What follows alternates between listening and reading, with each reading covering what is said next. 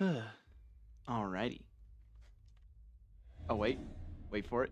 He's gonna do it. Hell of a forced wall break. Ah. Oh, actually, I want to see this again.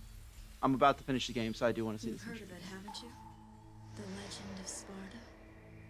When I was young, my father would tell me stories about it. Long ago, in ancient times, a demon rebelled against his own kind for the sake of the human race. With his sword, he shut the portal to the demonic realm and sealed the evil entities off from our human world. But since he was a demon himself, his power was also trapped on the other side. Oh. I never believed it. I thought it was just a child's fairy tale. But I discovered that this so-called legend wasn't a myth at all. Sparta existed. How So, do I know? Well, I met the sons of Sparta. Both of them. Though is the this same lady's... blood of their father flowed through their veins, the two battled each other fiercely like arch enemies. It's so cool. So that's It why seemed as if Arkham they went for the derived some sword. sort of twisted pleasure from this brotherly fighting.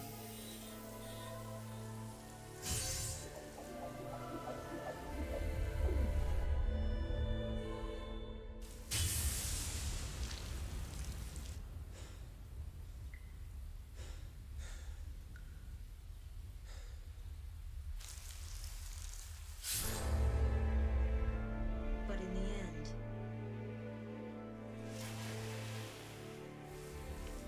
only one was left standing.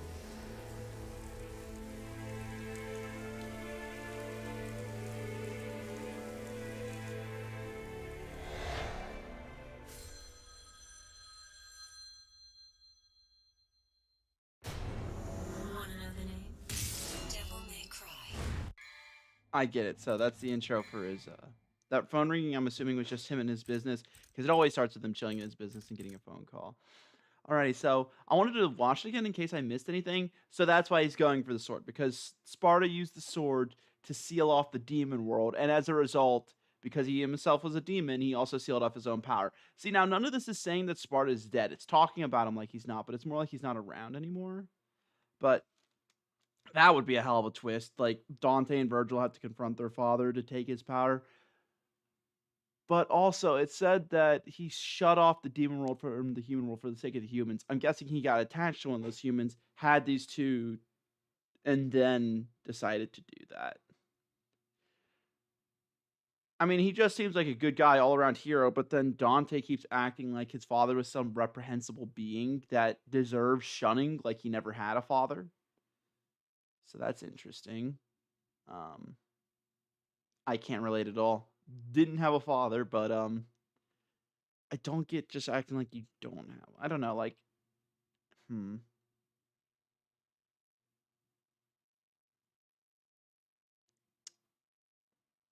No. I also think it's hilarious that they have two different models for Virgil's face in that animation every time because he's just like he has his hair down because of all the rain and all the fighting he's doing, and in that way he looks more like Dante. And then he puts it back up when he's done fighting with Dante. It almost feels like he looks and relates to Dante more than he cares to admit, and he lets that slip sometimes, and then he has to put it, you know, put the mask back on, go back to seeming cool and like, Dante's not worthy of being his opponent or anything when the dude's, I feel like, fighting for his life more often with him than he'd care to admit.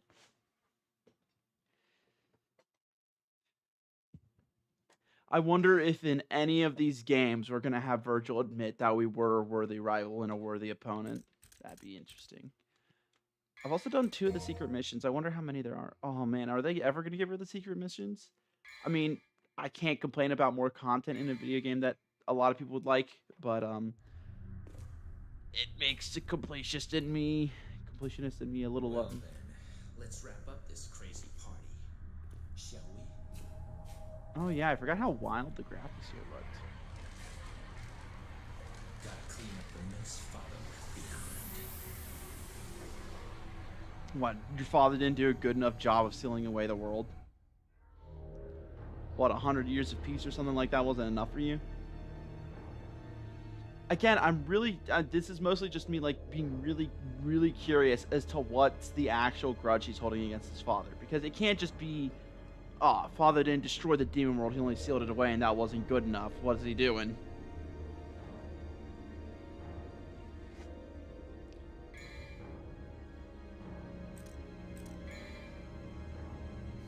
Anyways, yeah, I'm streaming a lot later than usual. I'm streaming at proper day walker hours. I gotta be up in the middle of the day today because I got a doctor's appointment in like 6 hours, so I'm gonna stream Devil May Cry for a few hours, see what I can make happen, and then I'm gonna go. So I really don't want to be awake right now. I'd rather be sleeping because, again, this is my bedtime. It seems like I'm a no life to anybody who has like regular waking hours, but I'm awake from 6 p.m. to at least 5 a.m. So night shift life, it's not fun. I make 15% more money, but it's not fun. Oh, yeah, so sorry, I do not have a train of thought a lot of the time when I do these things, but I'm going to try to rein my thoughts in for a moment because this just reminded me. So the entire reason why I'm streaming Devil May Cry in the first place is I want a place to gather my thoughts, gather footage, because I'm working on a bit of a project right now. I hope it'll get good enough to where I feel comfortable releasing it. But at the very least, I'm going to use it to push myself creatively because I like making things. It's fun, it's satisfying, it brings me joy. And something that I'm really been fascinated with lately is the concept of the hack and slash genre. Now, for a bit of context, I didn't have a lot of different types of video games to play growing up. I had like maybe a dozen or so different games I went through as I got through elementary, middle, and high school. And then I got addicted to League in high school, and even when I had the time to play other games, I very rarely chose to play anything else. I'm now rectifying that. So I experienced a handful of games in my childhood. One of them that I loved, I absolutely loved to bits, was Kingdom Hearts. Whether or not this is a good game is up to debate. I certainly don't like the fact that it's just spending a lot of time glazing Disney as a corporation. I think they're awful. But something interesting about it is the gameplay is solid. The story is awful, but the gameplay is solid. And I really like that gameplay. I'd never played a game like it, and for many years I never played a game like it again, until I played Hi-Fi Rush a few years back. And I started connecting dots. My little lizard brain started like saying, wait, we've seen this before. And then it stuck with me, this is a genre of game. And I looked into it. So the entire reason I started getting into Hi-Fi Rush was because I acknowledged that growing up, the only experience I really had experiencing video games was via other people, usually Let's Players. But I really wanted to start playing games for myself, having my own experiences, making those memories for myself. So I just like started going down a list of what are some of the most critically acclaimed games historically. Usually I just go through some of my favorite YouTubers and be like, okay, what are some very, very popular games they played that they liked a lot? Then I went to games older than that, games so old that this was before Let's Playing was really commonly a thing. And one of the genres that I kept landing on that I'd not seen before was hack and slash. And I realized, oh, Kingdom Hearts was a hack and slash. Hi-Fi Rush was a hack and slash. So I took a closer look at what the game genre is, or at least what are some of the games in it, and I've been playing through them. Devil May Cry is one of the first big ones I landed on. I played a few other off-stream on my own time, and Devil May Cry 1 was another one I played. I liked Devil May Cry 1. I don't think I gave it enough of a fair shot when I played it at first, because the rumors I heard of Devil May Cry as a series were, oh, 3 and 5 are peak, 2, don't even bother. I haven't heard anything about 4, and 1 is also just like, well, it's where the game starts, so it had to have been at least a little bit. So I'm like, okay. Devil May Cry 1 probably won't be that good, but I'll play it just to, get through it. And that was really unfair of me. I didn't give the game a fair chance, and I realized halfway through I was actually enjoying the combat, and I loved how over-the-top and snarky that Dante was. I liked the character. I may not have liked the setting, the gothic aspect of the game. I think that's the proper term, I hope it is. But I really liked the way it played. I liked the system. I liked how punishing it was, how difficult it could be. That's another feature of the game I really liked, is that this is the first game I've played in a while that made me think, man, this is genuinely tough. I have to use my brain. I can't mash X. It's very rare to come by nowadays in the modern gaming landscape, where you have to have every game tell you how to play it. Like, it's a checklist, where every game has to be either you go into it knowing it's absurdly difficult, like Dark Souls, or it's just you're playing on easy mode, like a lot of the modern Pokemon games. I like that this is, at least it feels like it's from an era where the standard for video games is that they're going to be challenging. And that's not exceptional. That should be the standard. Of course, that's up to personal preference. I just personally find it refreshing to find a game that doesn't feel like a cakewalk until I turn it on to its maximum difficulty. E.g., Terraria, at least. Just to name a few. Terraria, Minecraft, yeah. Again, I get that's not the point of those games, but just ranting about some aspects of this game I like. So yeah, I played through Devil May Cry 1 on my own time. Overall, I enjoyed it. I think it was a worthwhile experience. There were some unpolished aspects and some aspects I certainly could have done without. The ambient noise in the castle still lives rent-free in my head, and I'm just going to have to live with that till the day I die. But, barring that stuff, I tried Devil May Cry 2, again, off stream. I'm probably going to be cataloging the rest of the hack and slashes I play on stream from here on out. Mostly for my own sake. I doubt that anybody would like to hear me rant and rave for an hour at the start of every stream before I actually play anything, but we'll see. And I did not enjoy Devil May Cry 2. Again, I wasn't giving it as much of a fair chance, but I learned my lesson from the first game, and I tried to genuinely give it a shot. But starting off, I don't even remember what the story was like. That's how unengaging it was in the cutscenes. Like, especially if I compare it to Devil May Cry 3, Dante hardly has any of the charm going for him that he has in those two games. He's funny, he does stuff that's ridiculous, and he's a bit snarky. He can be a bit unbearable sometimes, but aside from that, he's like a fun part of the game. He's part of the draw to the game for me. Didn't have that.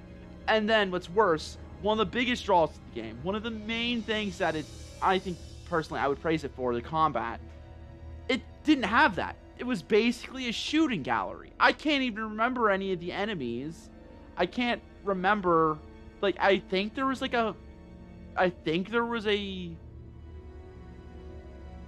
some lady, like we have Lady now, but she had a name, and I think if I played through the game enough, I could have played as her. But again, I don't remember because the game got like 2 hours out of me before I said this isn't worth my time. I remember the names of the bosses from the first game. There was Nightmare, and there was the lightning dude who was named after his sword. And then there was, I guess they just referred to him as the Mysterious Knight, who, surprise, surprise, turned out to be Virgil. And then there was Phantom. Phantom was the first boss. And I remember a lot of the bosses from the first game because they genuinely... And there was Mundus. My bad. There was also Mundus. Final boss of the game. Again, spoiler alert. And that's because the game, like, they were memorable. Like, they had interesting... That's the thing I just realized. The boss. The first boss of the game. Because, like, the point I stopped at Devil May Cry 2 was after the first boss, the gorilla or whatever. I not only did I not die once in the boss, I didn't even get half health because, again, you just mash X and the boss is dead after 30 seconds. I wasn't challenged once during that boss fight, and it did nothing memorable to introduce the boss. The boss had no interesting gimmicks or mechanics. Unlike Phantom. Phantom right away kicked my ass like 2 or 3 times before I finally got the idea, okay, you can't mash X here. You actually have to try to use the combat system the game's giving you. And that frustrated me at first, and I thought it was unfair. And then after doing that song and dance with a few different boss fights, I found out, oh, this game is supposed to be challenging. It's supposed to be difficult. You're not supposed to get through the game by mashing X. You're supposed to actually think about how you're approaching a boss. What's your game plan? And then you also have to learn the combat system. This combat system in both games are very rewarding and very satisfying to pull off when you can get the hang of them. But if you don't try to engage with them, you're only going to be making yourself more miserable because you get punished in this game for refusing to engage with the combat system, which I think is also another brilliant use of the combat system. The fact that if you just mash X, not only do you feel lame for doing it, but the game acknowledges that lameness by giving you less damage. The cutscenes don't show Dante just stabbing something once and then moving on after it's dead. They show him doing backflips, they show him doing spins with his guns out, they show him like throwing a sword up into the air, throwing his cloak on, catching the sword, and then killing a bunch of enemies like it's another Tuesday. Like, it makes a point to make it look super flashy and cool, and that's reflected in the gameplay, which I think is awesome. It almost gives like a diegetic feel to the style system, because this is just canon for Dante. He's not at his best if he's not looking flashy while murdering a bunch of bozos.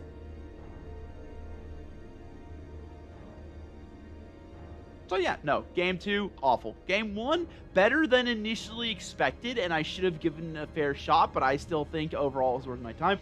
Game 3 has been fantastic. Like, this is the first game where, like, this has pulled me in. I think if I, with a blank slate, came into all 3 games, I wouldn't have stuck around for the first or second game, but the third game instantly got me. It got its hooks in me after that first cutscene. I'm like, I need to see more of this.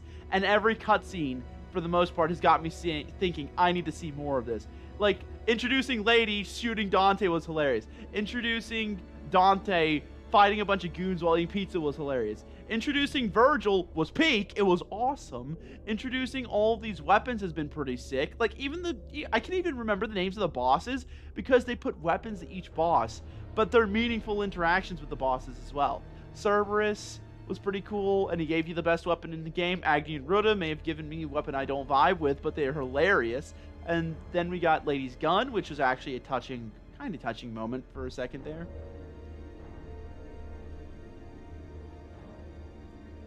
Sorry, I'm just gushing about how much I realized I like this game. I'll try to reel these thoughts in.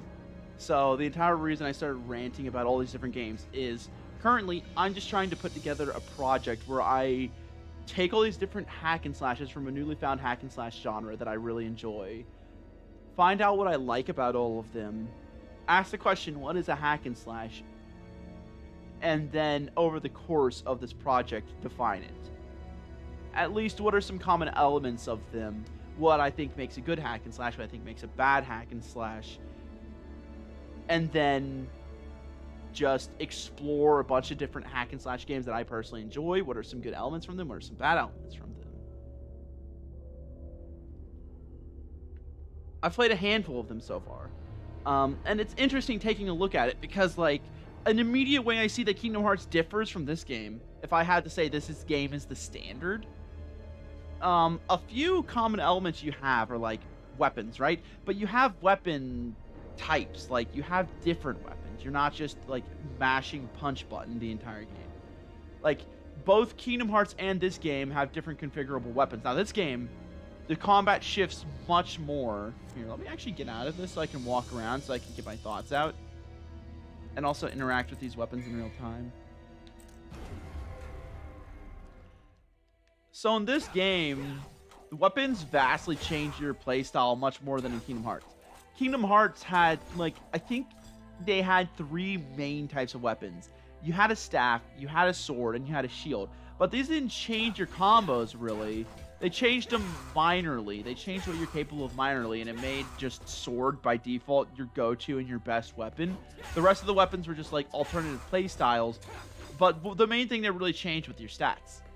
And that's the interesting thing, is these weapons have different damages, but they're not really stat checking each other as much as the weapons in Kingdom Hearts did. Because in Kingdom Hearts, you also got keychains, which, depending on the world you visited, you got a different keychain for beating it. And not all keychains were in direct stat upgrades to each other. They usually favored some sort of playstyle. Like, this one favors spamming your spells, this one favors bursty spells, this one favors DPS, this one favors more of an assassin playstyle.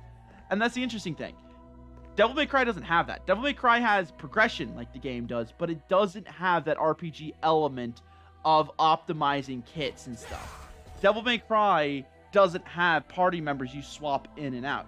So I'd have to say, if I was going to define Kingdom Hearts, it's more of an RPG hack and slash blend.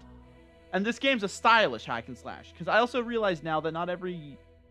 I think style is, like, usually by default expected of a hack and slash, but it's not necessary. I think you can have it without having it. Because I would argue that Hades is a hack and slash, but it's not a stylish one. Hades doesn't focus on super satisfying combat. At least I personally don't find it satisfying, and it's certainly not stylish, at least not in the same way that Kingdom Hearts and Devil May Cry is. Again, like, the point of style, I mean, style is not the point of the combat in Kingdom Hearts, but it's certainly included. Especially with those aerial combos that Sora has. And style is absolutely a feature of the combat, and oh god, I gotta do this again. Do I at least have my guitar equipped? That would make this a lot easier. If not, I think I can beat this. No, I have the fists. Well, let's give it a shot.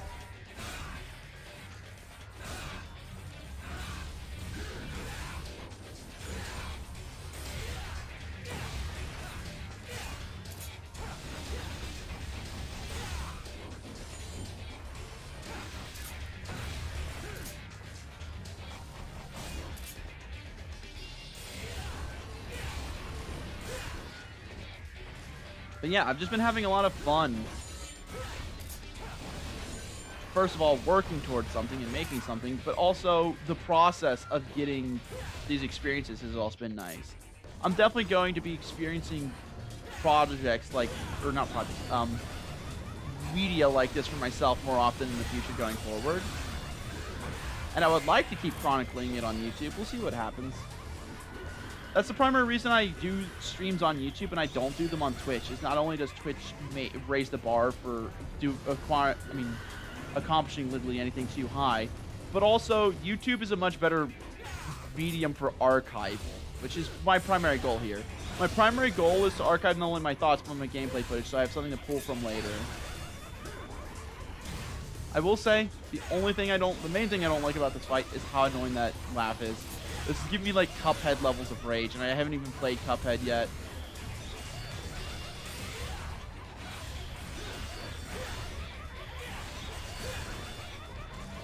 Wait, I think if I do...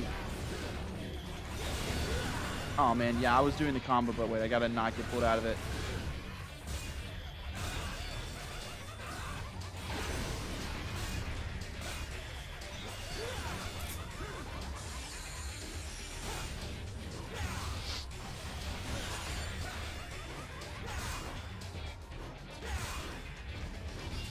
Anyways, so what are my plans going forward? I'm going to finish Devil May Cry 1, and then 1 or 2 more times this weekend, I'm going to be...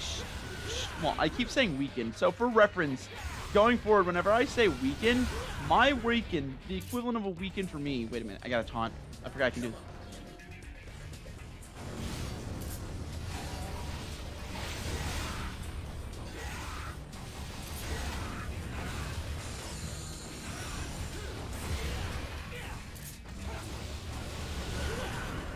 Yeah, so just for reference, going forward, anytime I talk about a weekend, weekends for me are at least through Monday through Tuesday. So for the rest of my weekend, let me see if I can...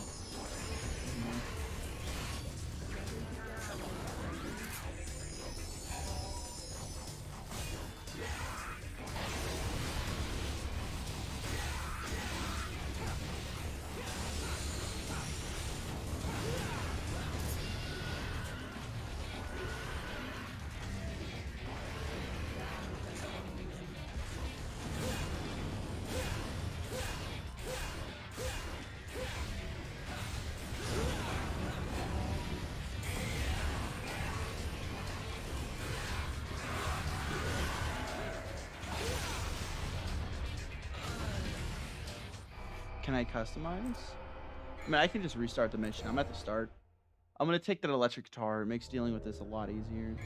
As I said, situationally, like, one of the situational weapons that Dante has is Nevin. Because, and I'd say the same honestly goes for Beowulf. Wait. Dang it. This menu is very confusing sometimes. There we go. Nunchucks are all around, absolutely, in my opinion at least, the best weapon that Dante has. It's consistently effective and applicable in most combat scenarios. Is it necessarily the best for all combat scenarios? No, but I think it is consistently the best option he has. Because in that combat scenario where you're surrounded by a bunch of enemies and you can't focus just a few of them at a time, at least doing so is tricky. You have to constantly be swapping between them all. Nevin shines, because while Nevin has fairly low single target DPS, it absolutely has some of the highest AoE DPS you can get in the game, and it's not even close. The nunchucks have probably the highest single target DPS in the game, but the trade-off for that is that you really start to struggle against several enemy groups at once. But anyways, my thoughts going forward is that I'm going to finish streaming Devil May Cry 3. I'm going to take a break from the Devil May Cry franchise for a while because, again, I just came off of 1. I say just. Honestly, like, I started playing the game, and then I start getting distracted by other projects, and before I know it, 2 weeks has gone by. So, for now, I'm going to finish Devil May Cry 3. I'm going to try for tonight in this stream, but I've already burned, like, half an hour, and I've probably only got an hour and a half left before I should start getting ready to leave. No, I could probably push 2.5 hours. I doubt this game's going to have 2.5 hours left of content. At least if it does, it's going to be close. So my thoughts are going to be finish Devil May Cry 3 this weekend. And then, if I have the time, I'm also going to stream myself playing a handful of other games because I'm going to need footage. So I'm going to need to play at least a few of the other games I want to talk about. So I'm going to play Hi-Fi Rush. I'm going to play Kingdom Hearts. I'm not going to do them on absurdly hard difficulty to play in the completion. Probably just a few hours each. Also be a good way to refresh myself on the different genres that I'm talking about in the first place. And then, while I'm working on this project in the back, this is going to be my primary focus. I'll probably stream some other games as well, just because, I want to keep having those experiences and cataloging them. I've got a few that have held my attention for a while. I want to start experiencing the Final Fantasy franchise. I got the first, few games and want to play through those. And I also got Chrono Trigger. But now that I'm getting addicted to the combat system of this game, I might not be able to make the swap to those instantly, but I'm going to try. I've got others that I want to experience as well. But yes, that'll probably be my focus for streaming for the next week or two at least.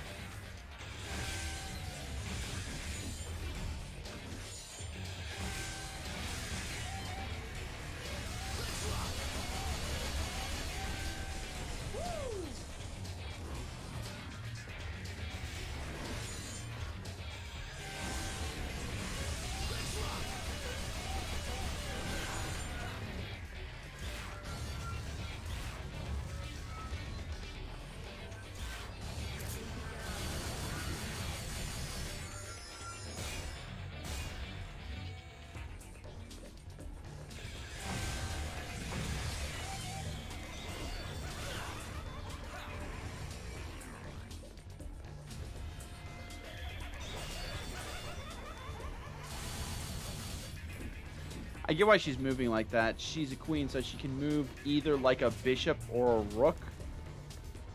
It's just like keeping track of her for when she's going to move like that is annoying. But she has to face you. That's the thing I'm noticing. She has to be facing you to do that. Which is not accurate to chess. Queen can attack anybody behind her in chess, but that mob would be very annoying if they could do otherwise.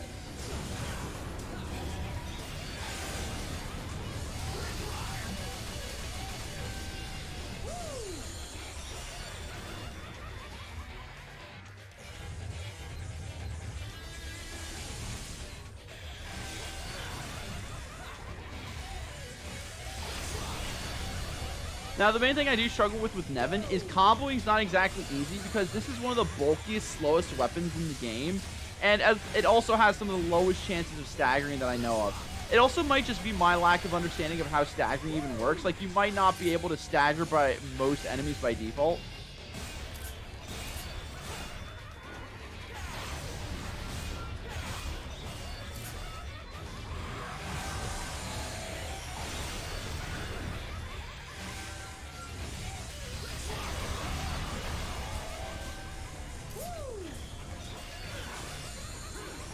But, like, it's also got some of the worst end lag out of any weapon. So, it's just, like, it's the slowest weapon. It has the highest recovery. And it also has like the worst chance at staggering an enemy. Again, I might just be misunderstanding how stagger works in this game. So it's like, how are you supposed to combo with it? It's one of the it's one of the easiest and also hardest weapons to combo with, because you could just get into a group of 50 low-level grunts and then just do one type 2 combo and you instantly achieve triple S rank. But trying to get an S rank on a boss alone is really tough.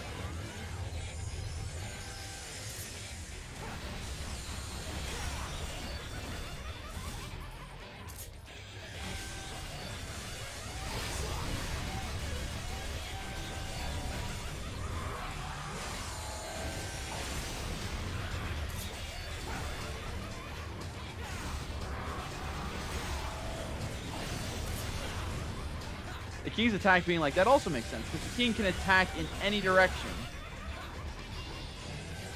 I'm guessing he doesn't acknowledge me as a king, though, because he can move towards me.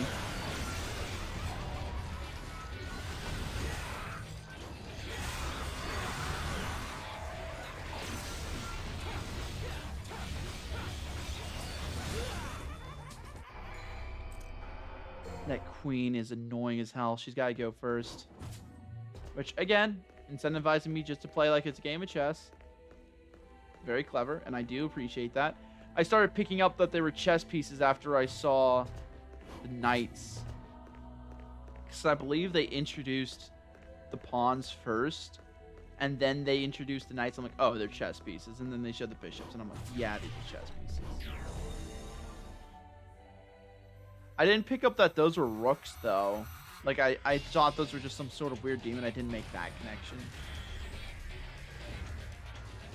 Alright, let's see if we can get that queen to wake up.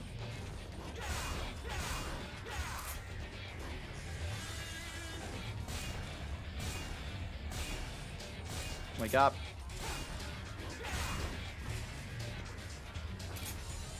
We'll probably have to kill a piece or two first.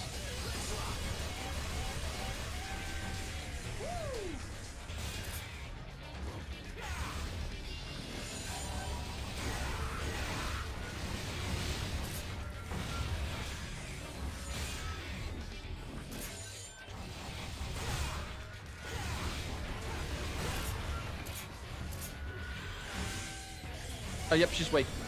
Okay, now we're focusing her. She's our primary focus.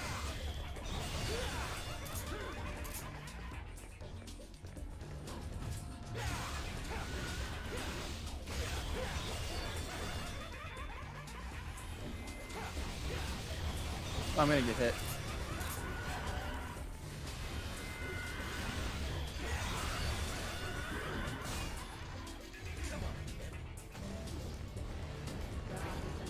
I'm pretty sure also the higher rank Dante gets, the better his taunts get. And as a result, the more style and Devil Trigger he gets. And if that's the case, that's a really good feature, and I like that a lot. Alright, she's dead.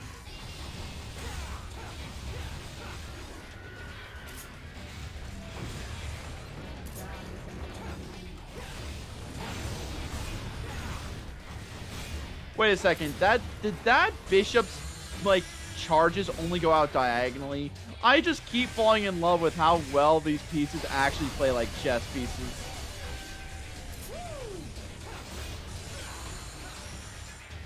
Like, yeah, the rook goes out parallel, but... And then the king castles.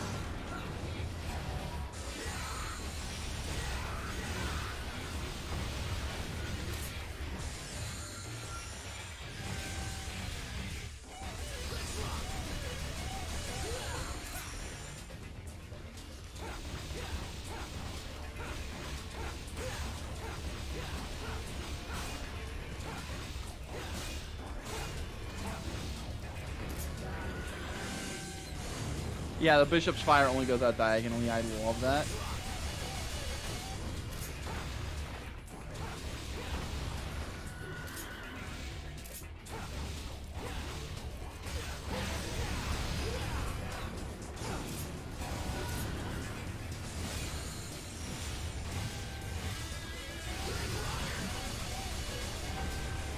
I didn't mean to pull out my nunchucks there in the middle, but I realized, oh, might as well, this is a good spot for it, might as well.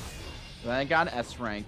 Unintentional S ranks. I feel like that's just the definition of Nevin as a weapon. Get an S rank when you didn't even mean to pull it out.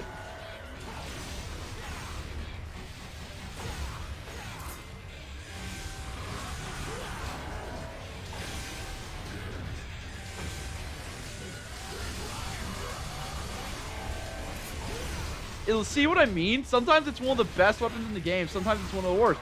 I got staggered like 5 times in my last fight, but there, if I just use it just the right moment, instant triple S rank.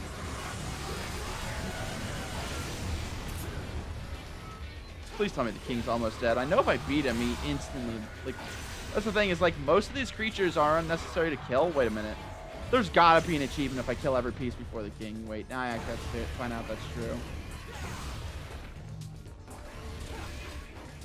If there's not, I'll be a little sad.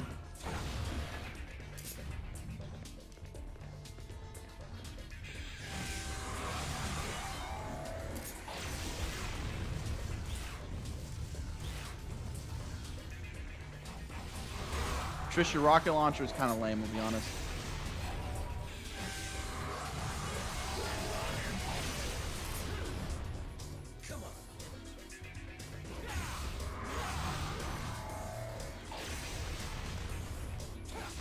Now let me do a type 2 combo, and that's honestly kind of lame. Thank you. I really do like the texture on the ground here. It's so weird. The black tiles are just a reflection of the screen right above me. It's basically a second look through my camera. That's strange looking. It's really fascinating with how, like, much lower level the graphics here. The people that made this game are still able to create such striking imagery with the tools they're given. Really speaks to the skill and the dedication of the developers for this game. And just gaming in general, I mean. Playing Super Mario Sunshine apparently here. Not Sunshine 64. God dang it, what is wrong with me? Alrighty.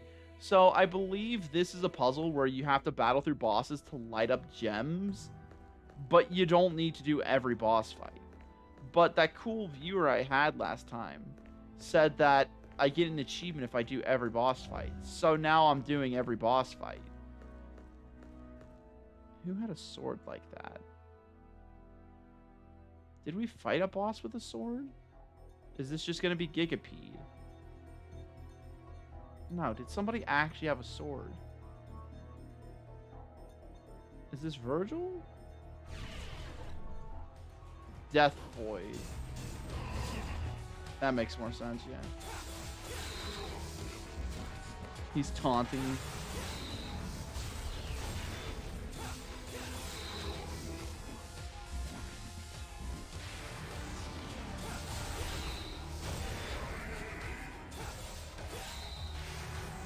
I think if I walk through the middle of the room, I can, like, taunt him to come get me. Not like a literal taunt, but I think walking through the middle of the room incentivizes him to try to go for an attack.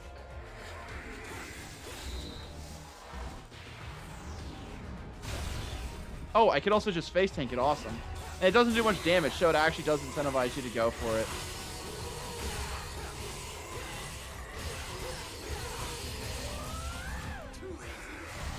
Too easy.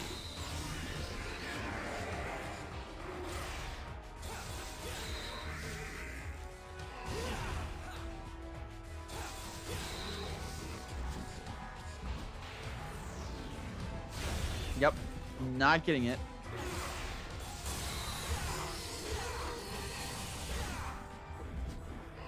Come on. Not yet. Just focus on me, buddy.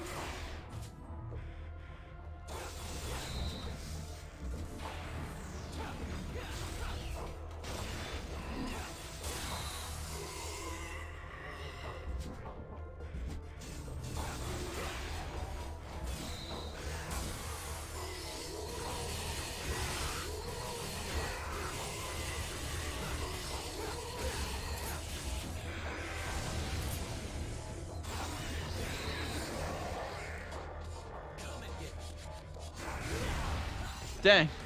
As soon as I stepped into the dark, no hesitation. Yes, I'll take that. Thank you very much. I would rather trade off my health bar than have to deal with the annoying just...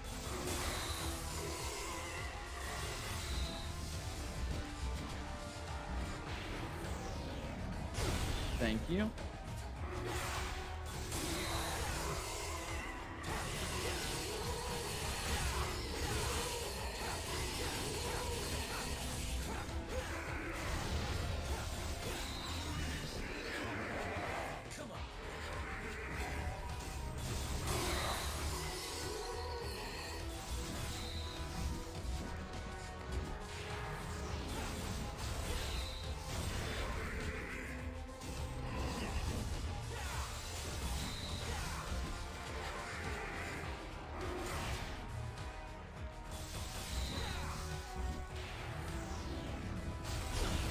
Thank you.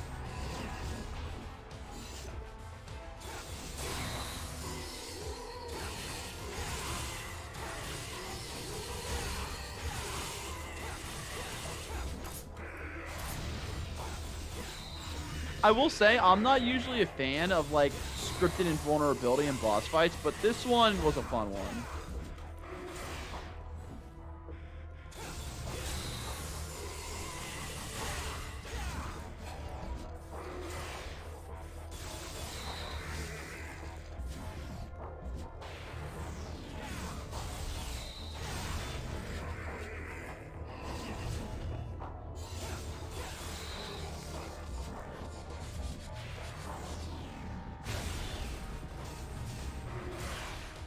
He even has my dash and dash sound effect. That's cool. Later, punk. Come and get me.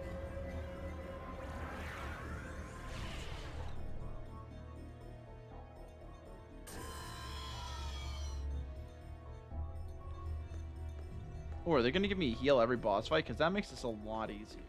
Oh, time to fight lady that made me uncomfortable until she gave me the coolest weapon in the game.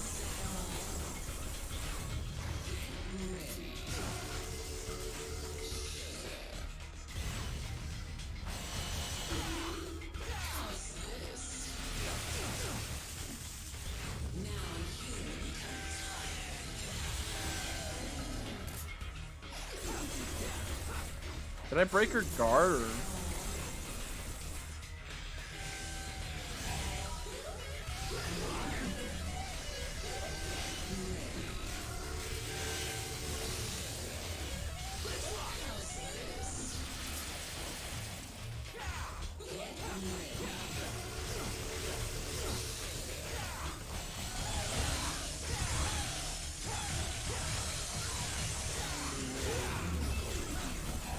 So I'm guessing that ice sound effect means they're weak to ice. Because Agni was weak to ice and he's made of fire, but Ruda was not weak to ice and he didn't do that.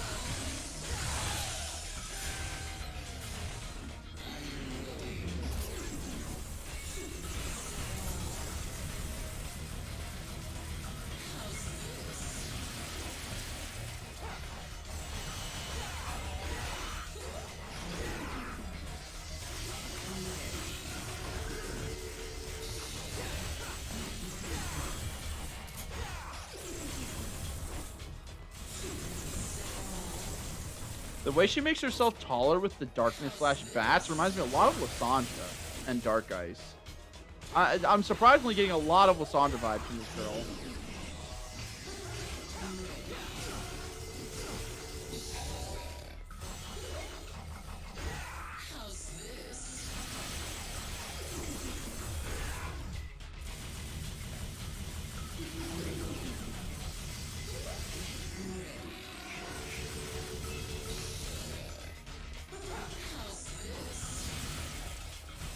Oh, I can shoot those. Nice.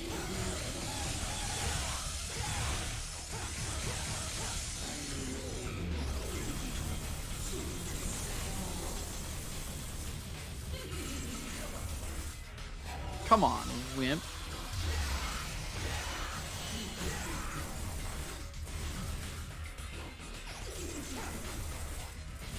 Stop running away, you punk.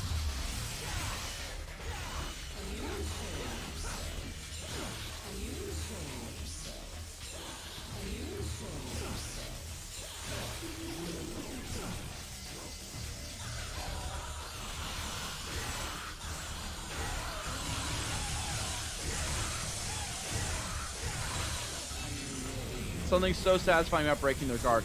But with how quickly you're able to kill some of the monsters in this game, there's got to be a faster way to do this fight, right? Like, there's definitely just something I'm not getting. Maybe I'm supposed to be focusing on shooting her?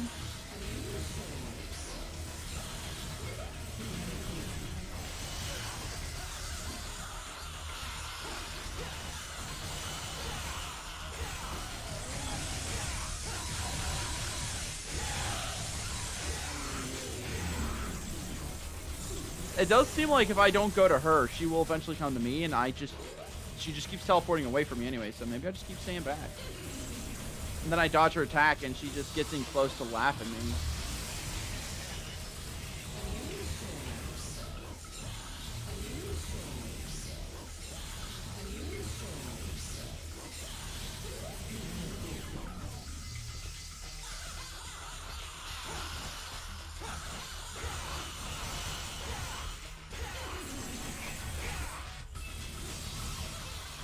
It does seem like that is the case.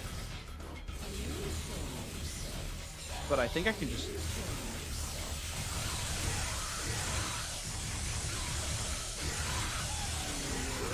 Big damage. Love to see it.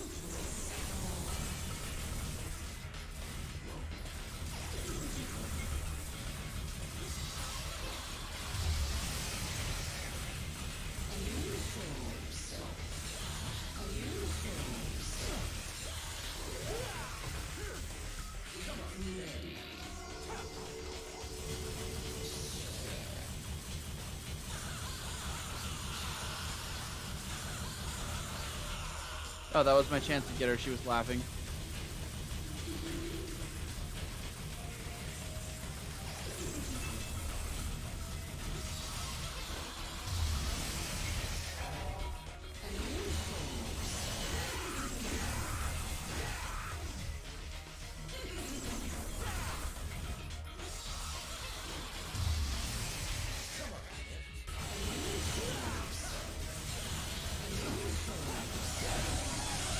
I am really curious, how does one get S rank in here?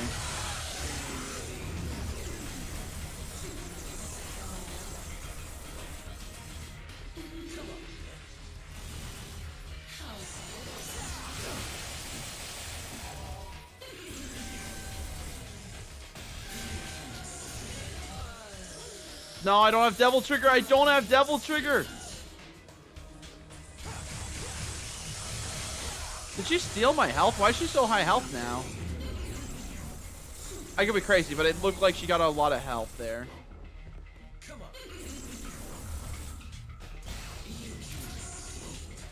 Wait, actually? Yeah! I broke it! Okay, but it is a very telegraphed move. Is it just something she only does when she gets below a certain percentage?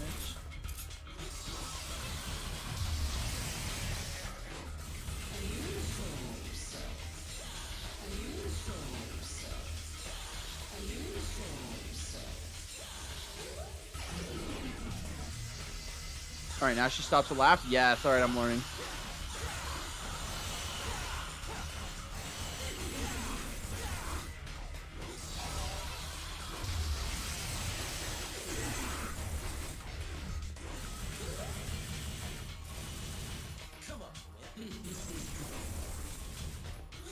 I really want to get a higher Devil Trigger so I can hear what else he has to say. Not Devil Trigger.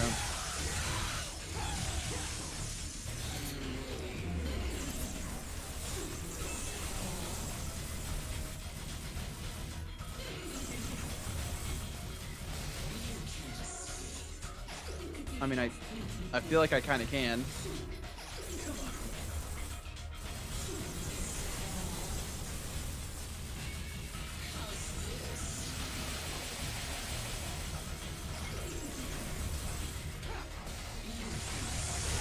Nope.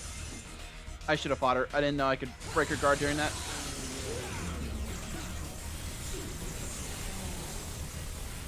Alright, let's just end this.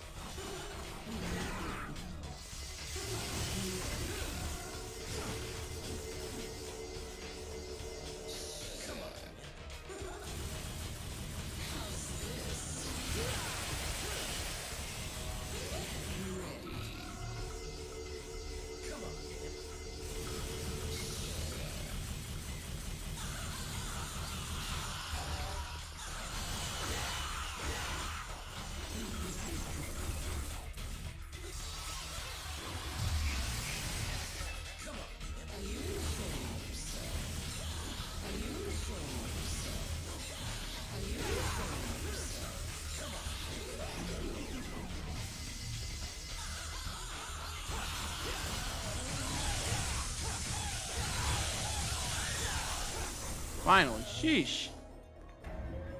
Definitely one of the longer boss fights. I don't know if it has to be. Again, it could just be me making the fights take way longer than they need to. Oh wait, they dropped red orbs.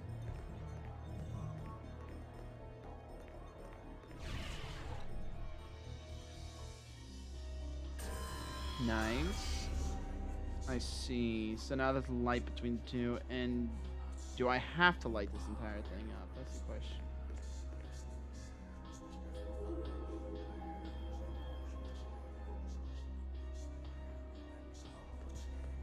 Well, only one way to find out, right? This one's Beowulf? Oh yeah, that's Beowulf. I wish that... Wait, there's probably a time statue around here, right? I want to fight him with his own weapon. Ugh. A lot of these boss fights are just not fun. Maybe it's just because of the... Maybe it's just because of the bosses themselves. Like, I would love a chance to fight Virgil again. Like, God, that one took me ages to beat. I don't know. I don't even want to think about how long it would take me now. This is also such a gauntlet because you have to beat all of them in like one fight.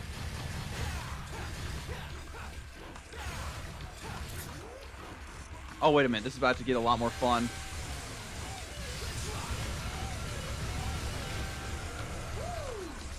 I don't think I had this last time I fought this thing.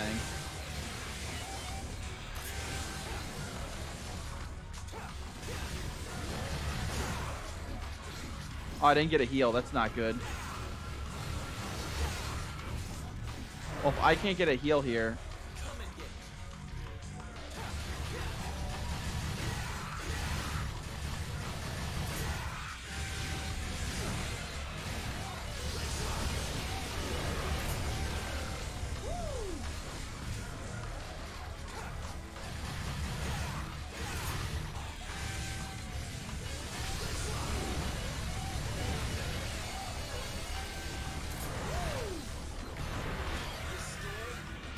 Oh my God! His taunts do get cooler. No! I was about to devil trigger. You said you scared, then he died. He's dead. Oh God, he's dead. Oh man, that's rough. Oh, Gigapede's an easy one. We can do Gigapede.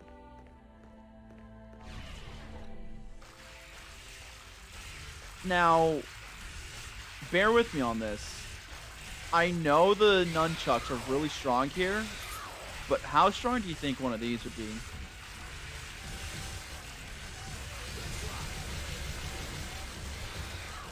I feel like because it's a segmented creature, that should have hit a lot harder than it did.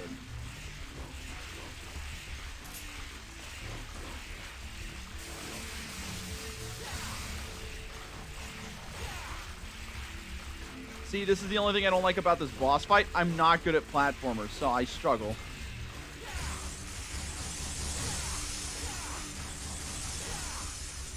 Like, if I were better at platformers, I'd be a lot better here. Oh, that's why he's weak to ice. He's a bug, and bugs are weak to cold, or at least as the media would have you believe. Pokemon and all that, yeah.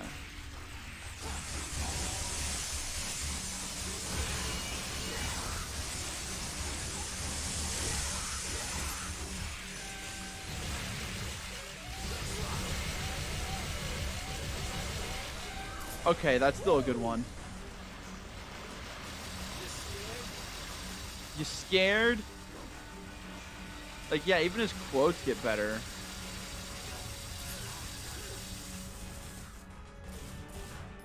Okay, at least this works. I should be using this a lot more. Wow, okay, you're moving fast. Where is he? Okay, but the camera's not moving now. I guess it's fixed here, but like...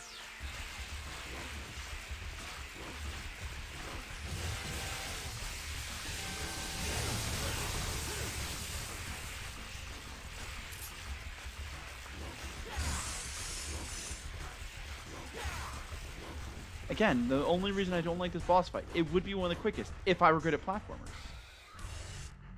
Alright, come on.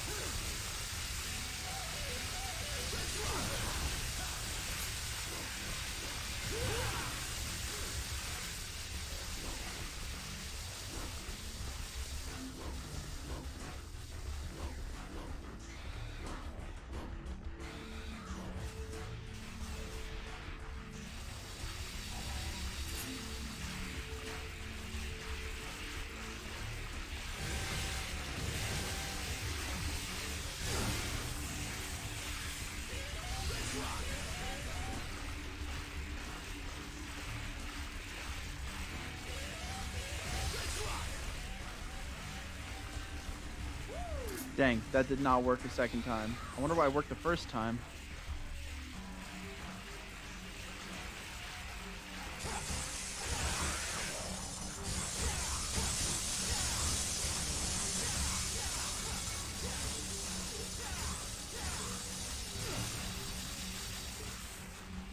If I lose a fight to Gigapede of all people, I really should just wrap it up. Just quit my Devil May Cry career there.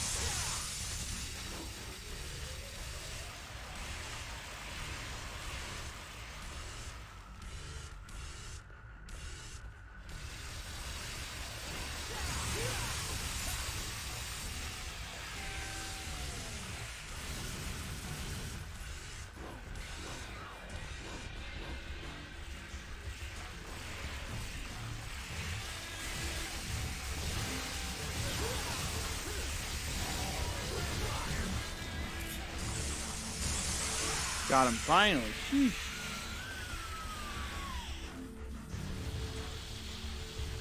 He's gonna drop a bunch of orbs though. Red orbs.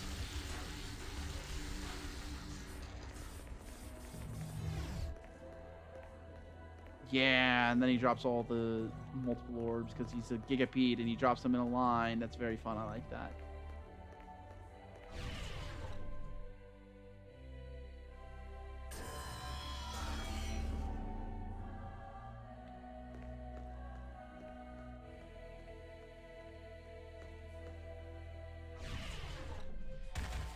Firestorm. Okay, wait a minute.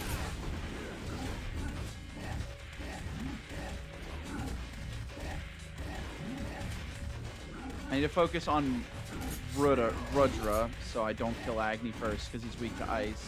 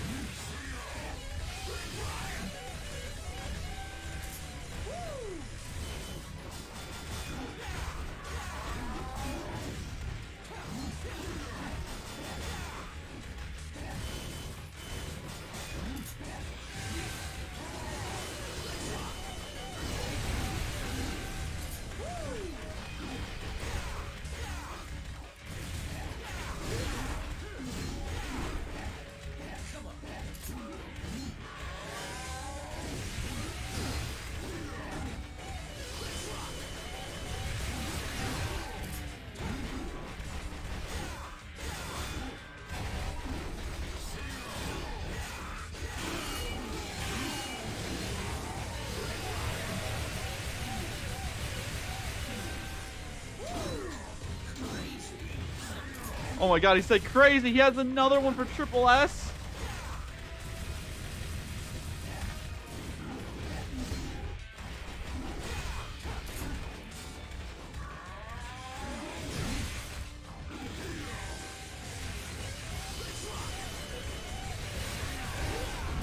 Also, I just realized I don't have to kill one after the other. I can get them both down to half. Wait a minute. Treat it like the Eye of Cthulhu fight. Wait a minute.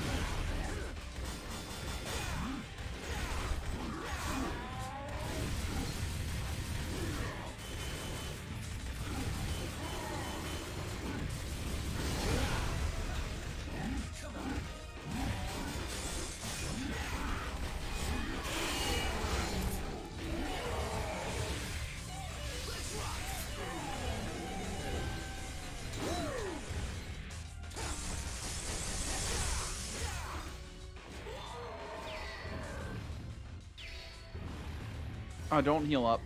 Do not heal up. I just realized I could have killed you before you got that, but I put myself in so much end lag. Please do not heal up.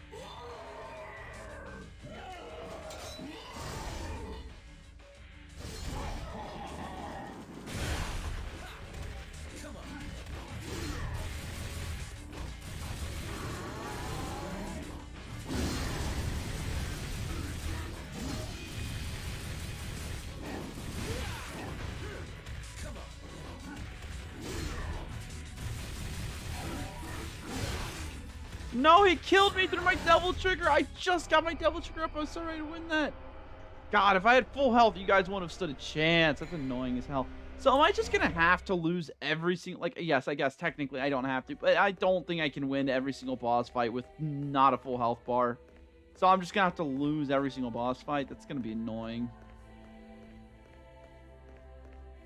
Where'd Agni Ranger go? No. Oh, man. There's heals everywhere for this. Whatever. Alright, let's see. We're going to start with you because you... Honestly, I don't care whatever else the other heart organ does or whatever. I just don't want you stealing my double trigger.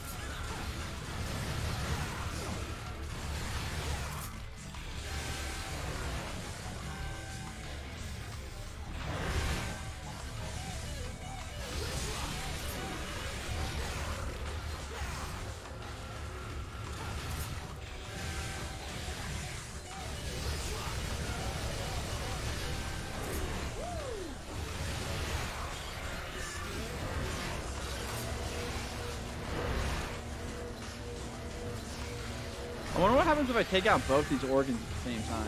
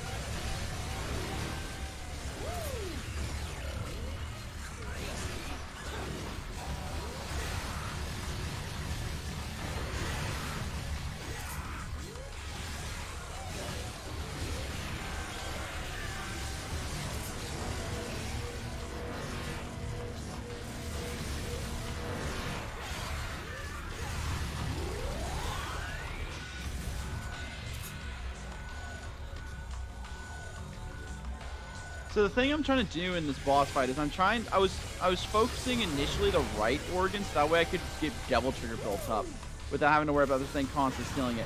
But I'm like, no, I've seen all these health drops come out. I'll just focus the other organ instead so I can get all the easy health drops that'll obviously heal me up more than Devil Trigger. And then I realized, oh, this is just gambling. This isn't a good thing to do because I'm not getting any of my Devil Trigger back.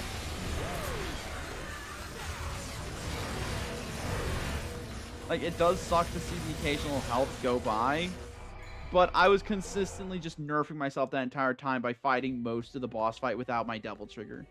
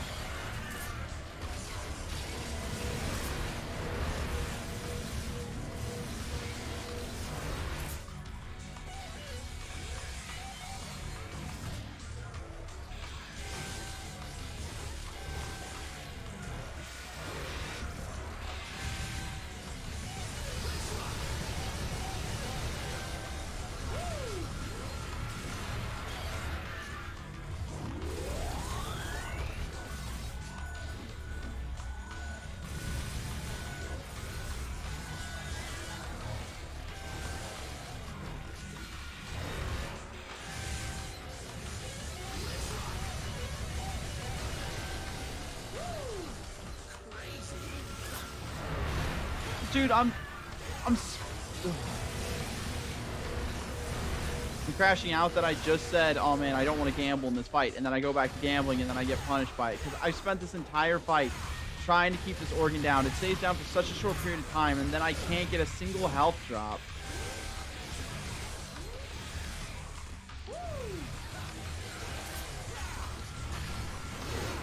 It gets just back up again. I'm already going to lose this one. I'm honestly just tempted to let the monsters win it, but I'll try.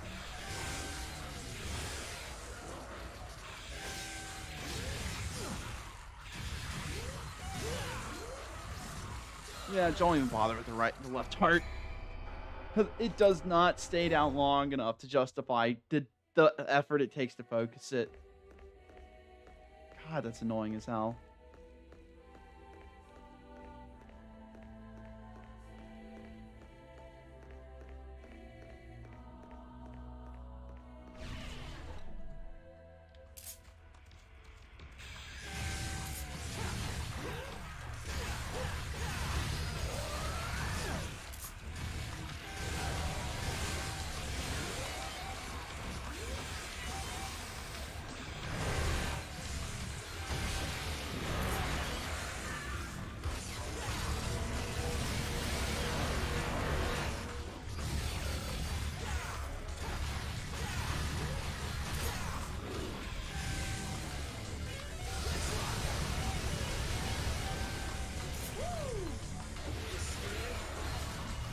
You scared?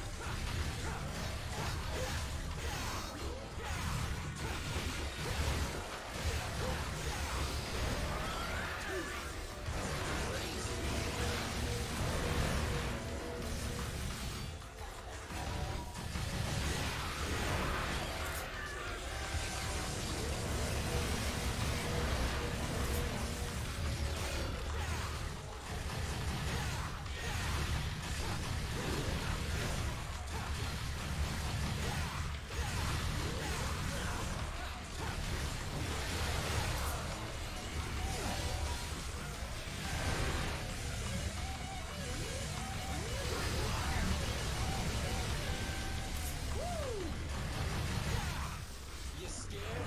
You see what I mean, though? Like, what other weapon can instantly take you from 0 style to max style like that?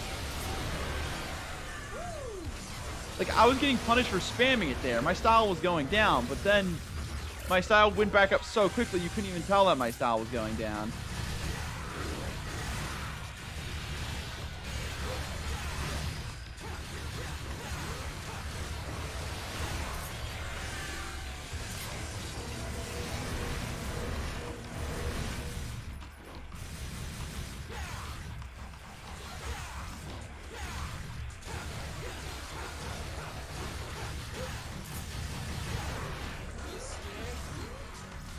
You scared?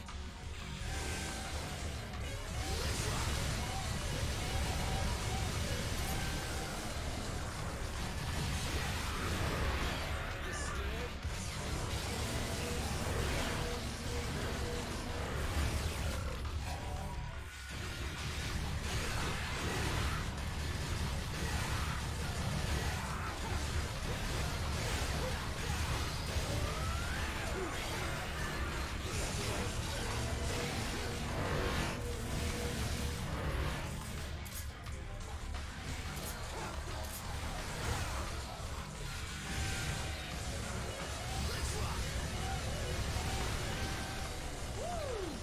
You scared?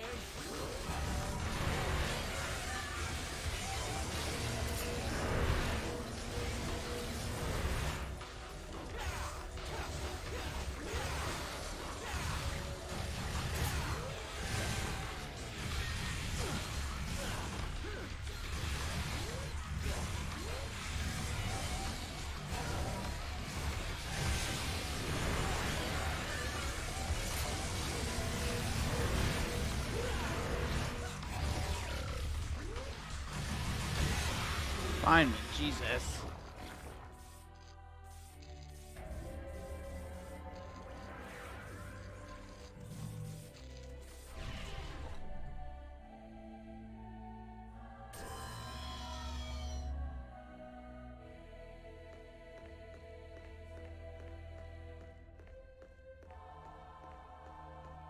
Beowulf shouldn't be too hard.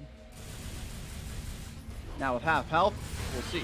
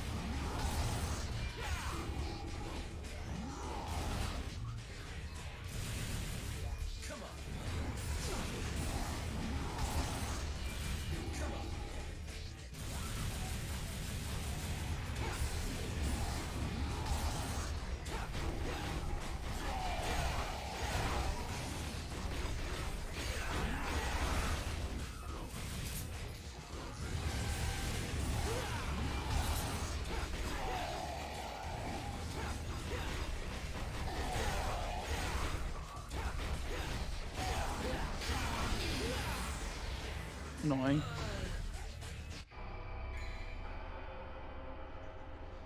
Alrighty, now let's give it an actual try now that our health bar is full.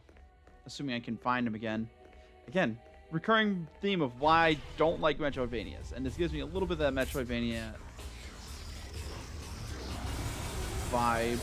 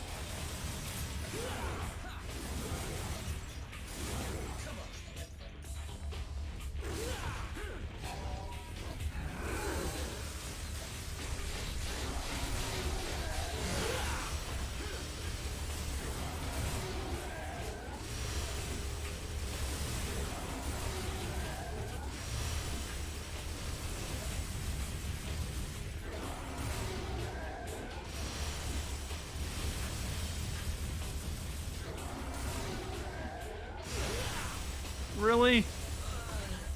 God, camera is my worst enemy always. Also, God, how are you supposed to combo this guy? I'm about to swap off to the sword because, yeah, I guess I just gotta swap off to the sword because Nevin is, like, again, very situational, and it honestly ends up being more of a hindrance than anything when you're not in a fight where you should be using it.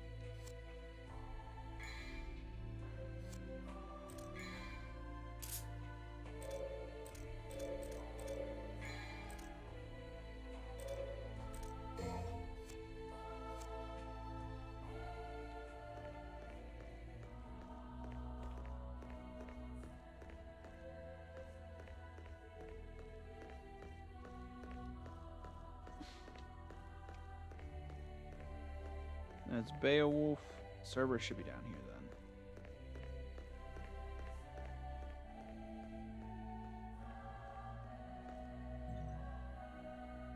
Oh my god, I picked up another one of the heals. That's gonna tilt the hell out of me. That's the big old horse. Who are you? Might as well find out.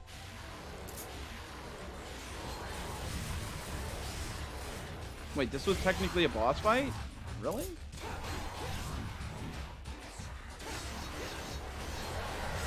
Dang, the one time I should have equipped Nevin again. That's rough.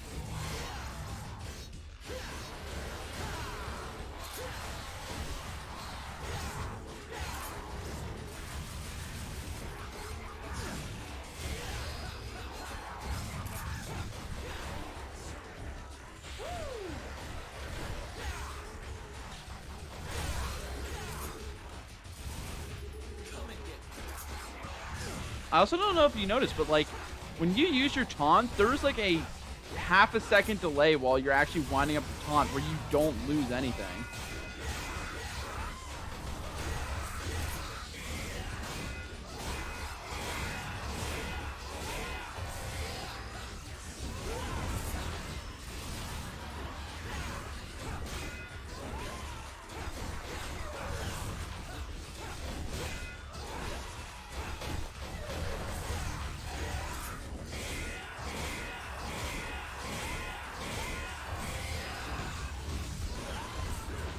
So if I just refuse to back down into that thing, I will get punished.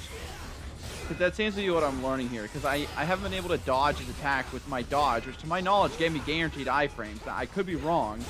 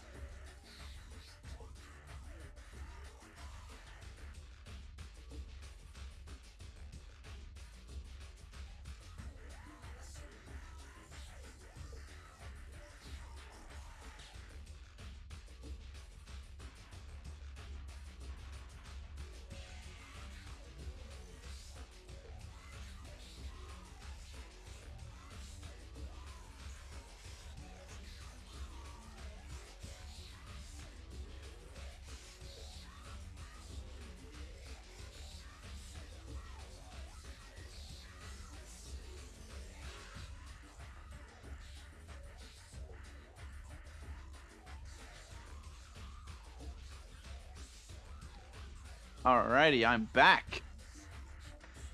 Vinny's gonna be chilling with me and Call for a little bit while I finish this up and we chat about our day's plans.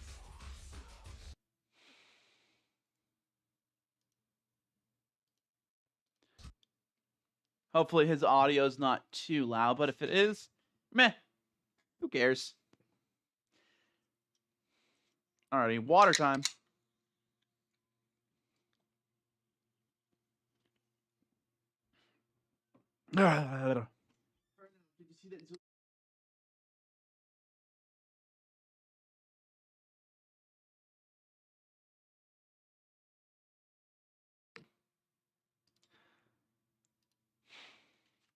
Got myself a banana and a granola bar. God, I wish I could just eat something and go to sleep right now, like a proper meal, but I don't have time for either because I gotta be up for my doctor's appointment in 4 hours.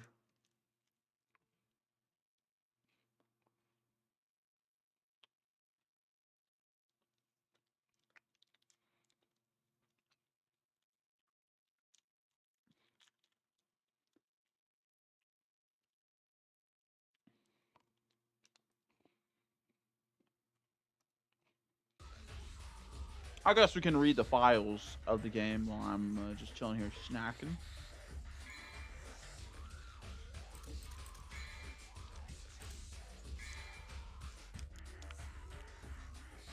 Wonder if he going for Virgil. Yeah. Virgil 2, yeah, there's definitely a Virgil 3. Now maybe one for Arkham. How many more bosses are there? Sheesh.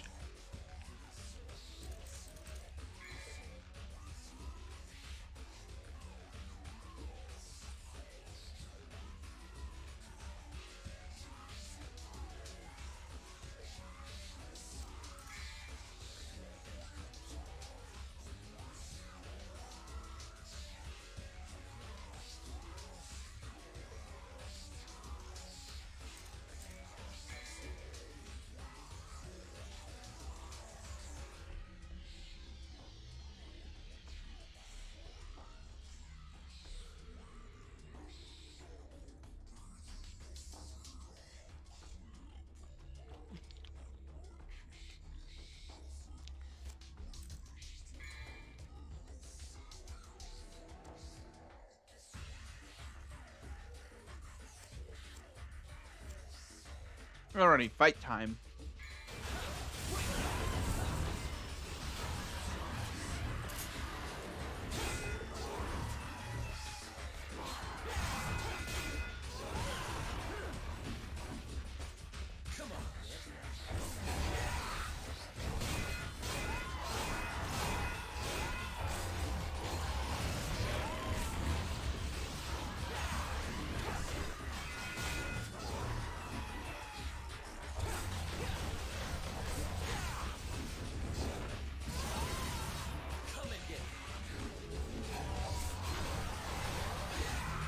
Oh, I got a heal.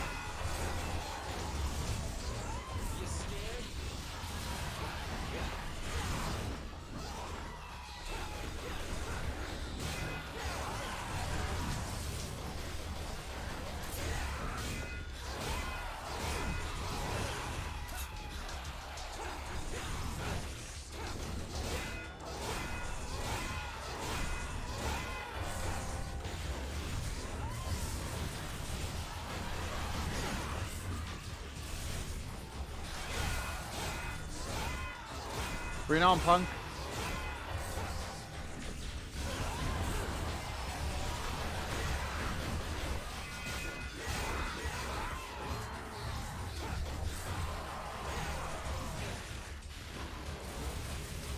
Please don't tell me I have to fight another one of those things.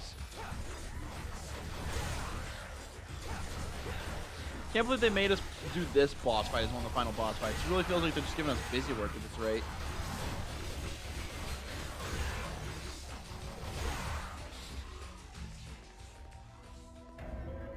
Alrighty.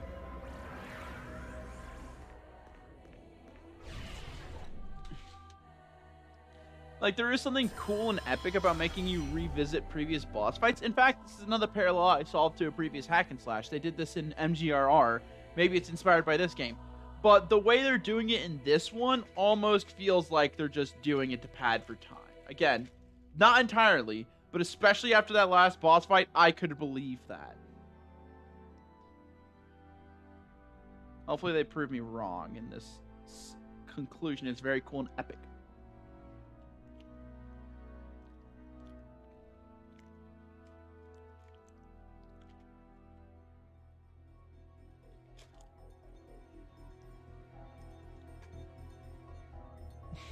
Alrighty, let's see.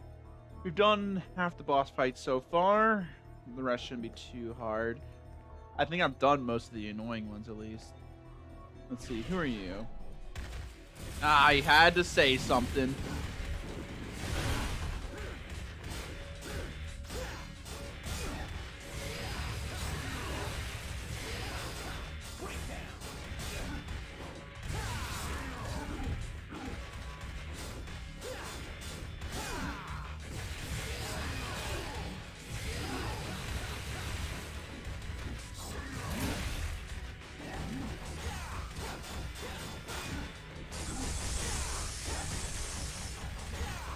Feels just like, I'm just gonna let them kill me. It feels like a waste of time putting any effort into these boss fights when I know I'm only 1 or 2 hits off of death.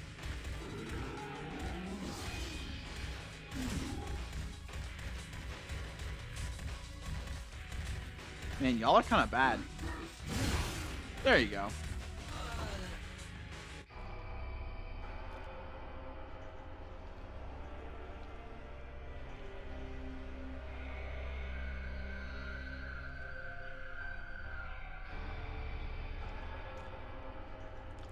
Alrighty, let's do this for real.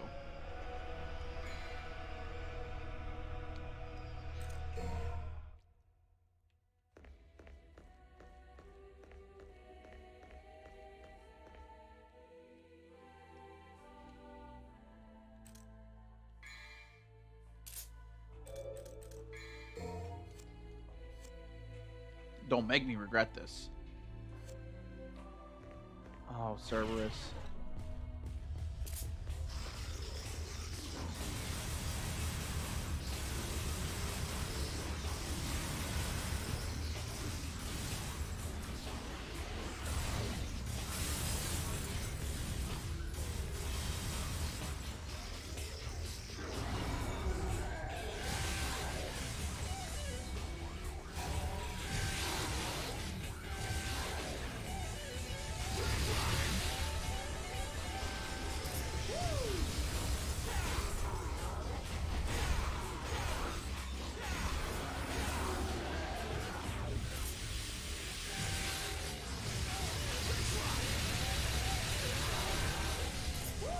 Yeah, it's really not impressive single target damage, is it?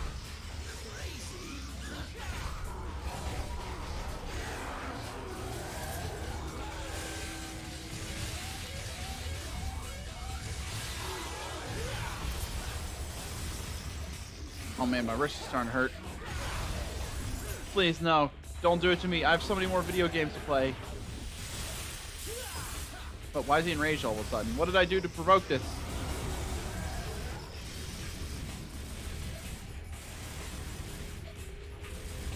Because I taunted him.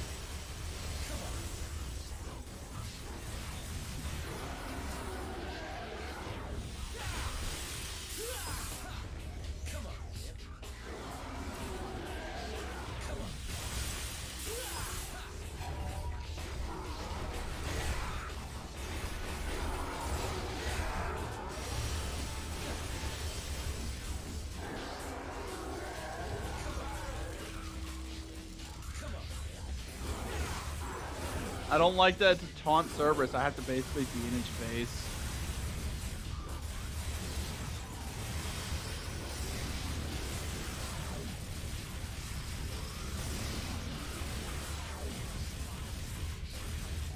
This is also the song I mentioned when I said that this doesn't really, it didn't really do a whole lot for me. Like, oh man, I was like, oh man, is this really how the music is? I guess the music isn't what you're here for. Like, this music disappointed me when I heard it, because this is like the first proper boss fight that felt like a boss fight. I'm like, oh man, these are the tunes that are gonna be playing? But they've turned around. There were a couple songs where I was bopping my head.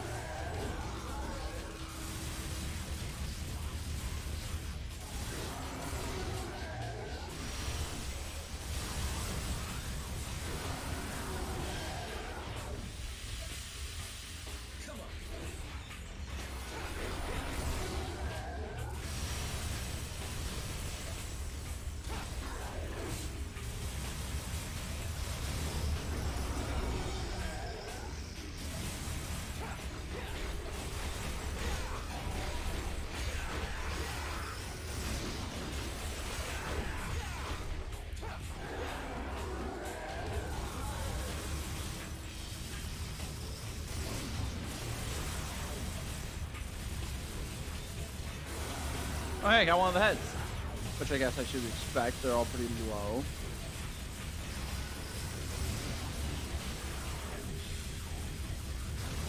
Oh, there's another one.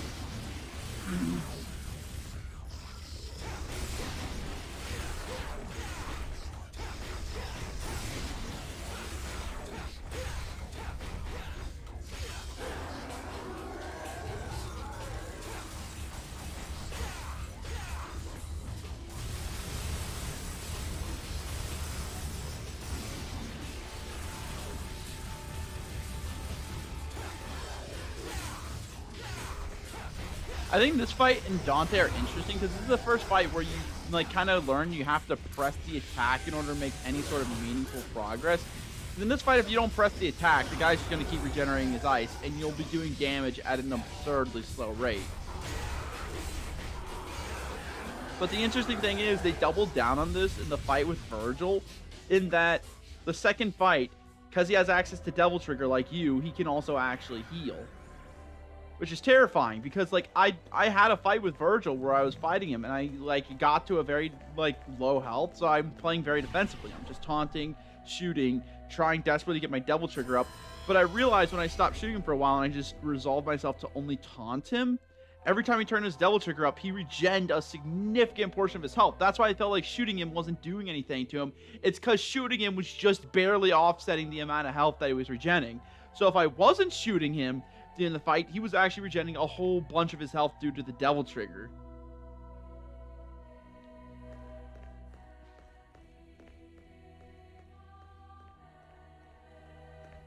Let's see if we can find a heal around here.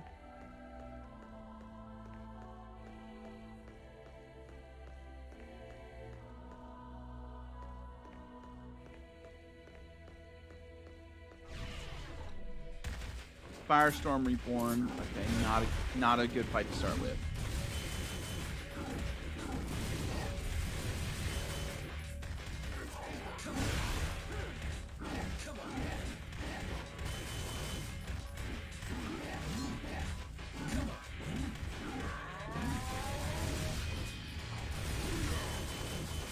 Actually, you know what? Just kill me.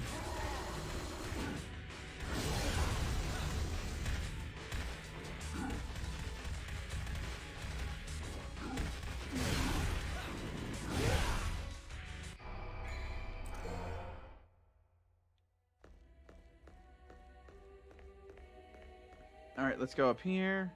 And let's see. Can I get any new actions? Nope.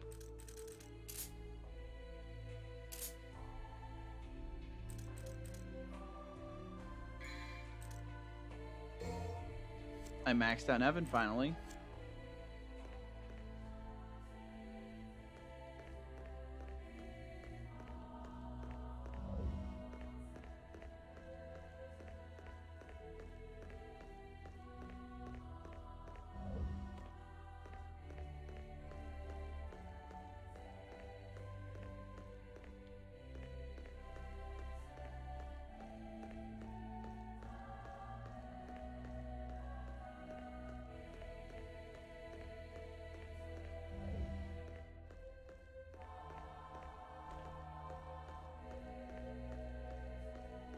Yeah, let's fight the horse. I think the horse one will be fun.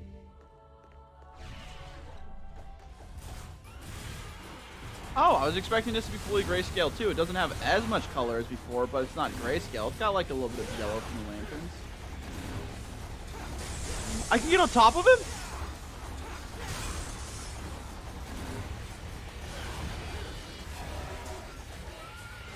I was not familiar that that was a thing I could do.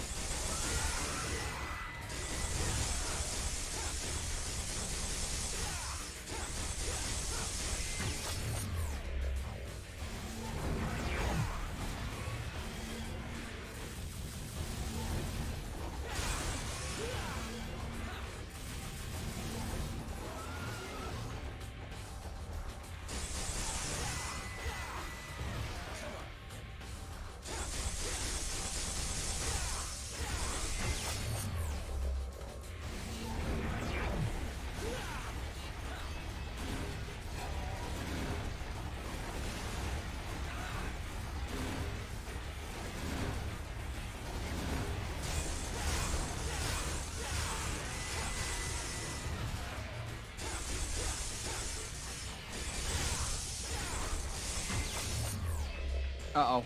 It's gonna be hard for me to dodge this.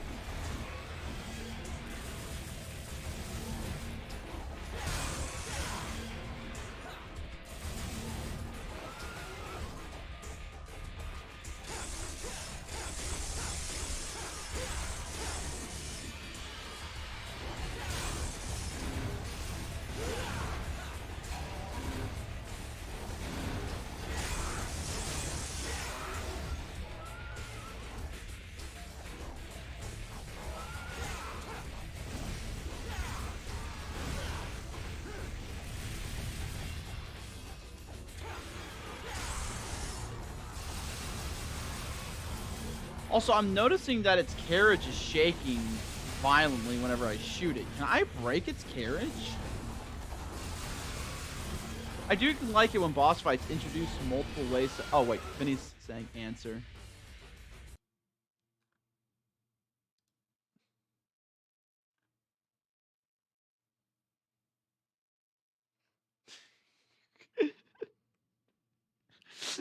Oh, hey. Yeah, so the thing interesting, Vinny, that I called you and then you didn't pick up. So I'm like, oh, I guess he went back to bed. I called you for like 20 minutes straight. Awesome. Anyways, how the hell are you? Beautiful. You having a good day so far? How's it going, gentlemen?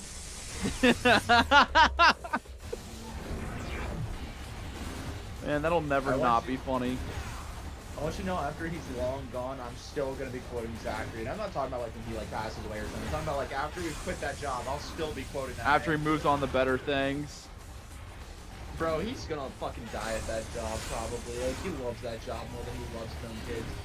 I heard that's not the case. But, you know, Yeah? What is that? I don't know if I should be talking about work drama while I'm just chilling on... Drop? Yeah. What are the odds that he plays Devil May Cry in at 7:18 a.m. on a Thursday? So cursed if at like 4:33 a.m. I just see in my Twitch or YouTube chat, how's it going, gentlemen? You're so funny. It would. Not. He's very much not the gaming. I think he's like a redneck that, like, I say redneck, that's not an offensive term. I mean, like, he's your typical likes to go hunting and, like, sports type guy.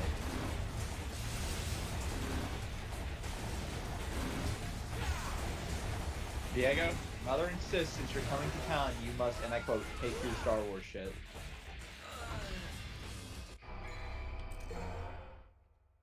Is this call just gonna be mostly you relaying stuff that she says? Because I don't know if I want to be here for that. I don't want to be here for that.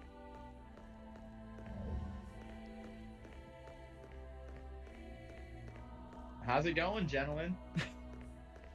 I love that man. Anyway, he's so much more patient with us than he should be. You know what? That is true. I don't think we deserve half the patience he gives us. I don't deserve that guy as a boss. But to be fair, I don't deserve the job I have. Yeah, or more accurately, this job doesn't deserve me. So, you know, give and take. I fucking hate this job, man. Is this that boomer humor? Same, like, I hate my wife type jokes? No, I like the job. I don't like the facility. If I was at 100 star, I would love the job.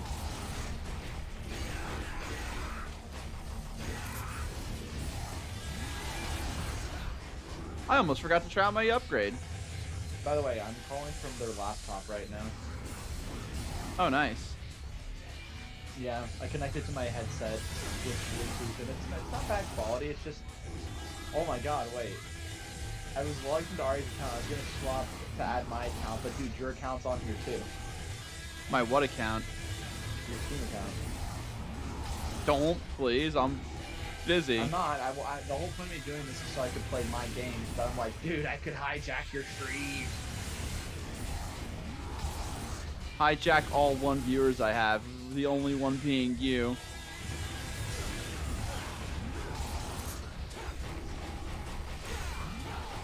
Nevin is so bad at single target DPS. It makes me really sad.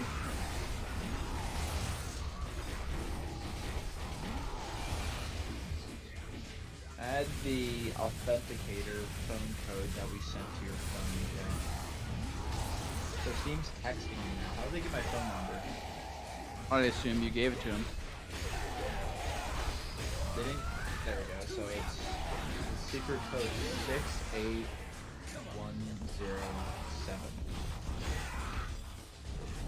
Oh wait, that's the phone number of the secret. So the real secret number is 25728. Is this a security risk saying that online? Yeah.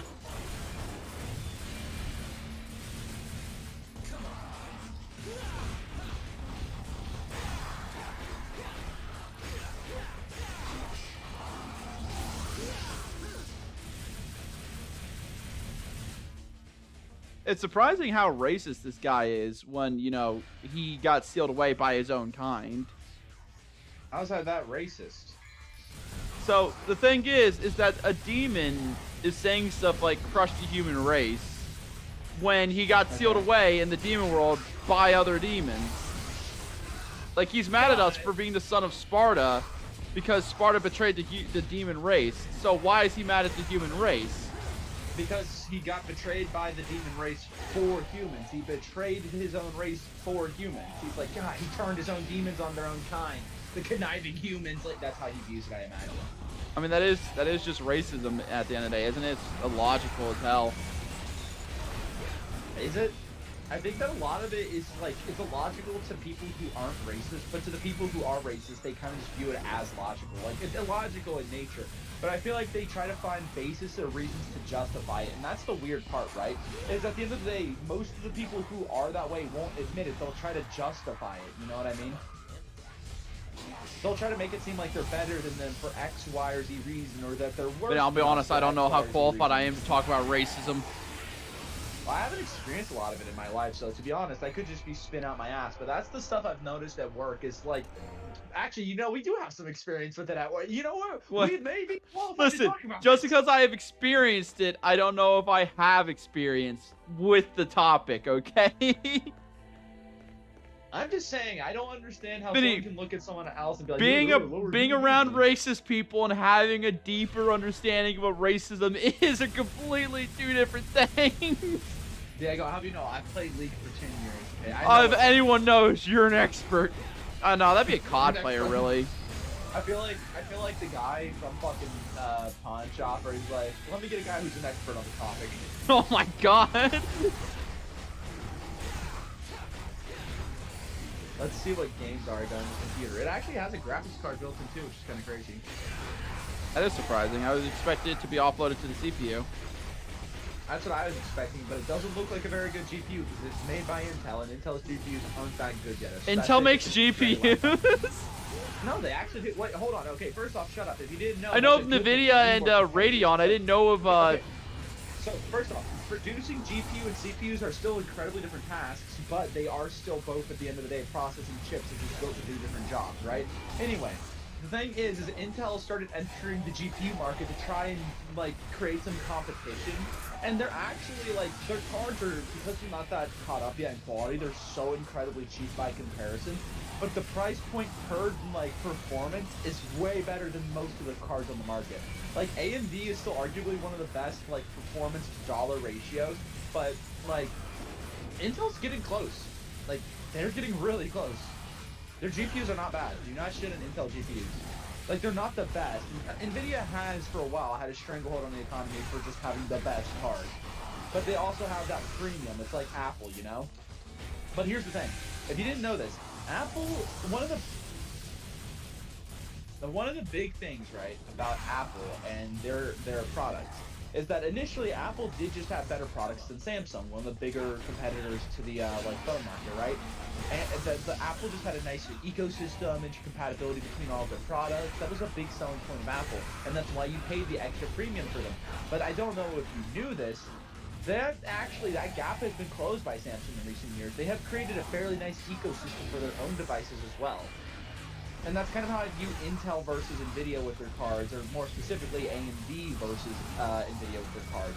Is that initially, it was just, Nvidia had been in the game so long, and their cards were so much better than everyone else, it wasn't even close. If you wanted the best performance, you absolutely had to go with them.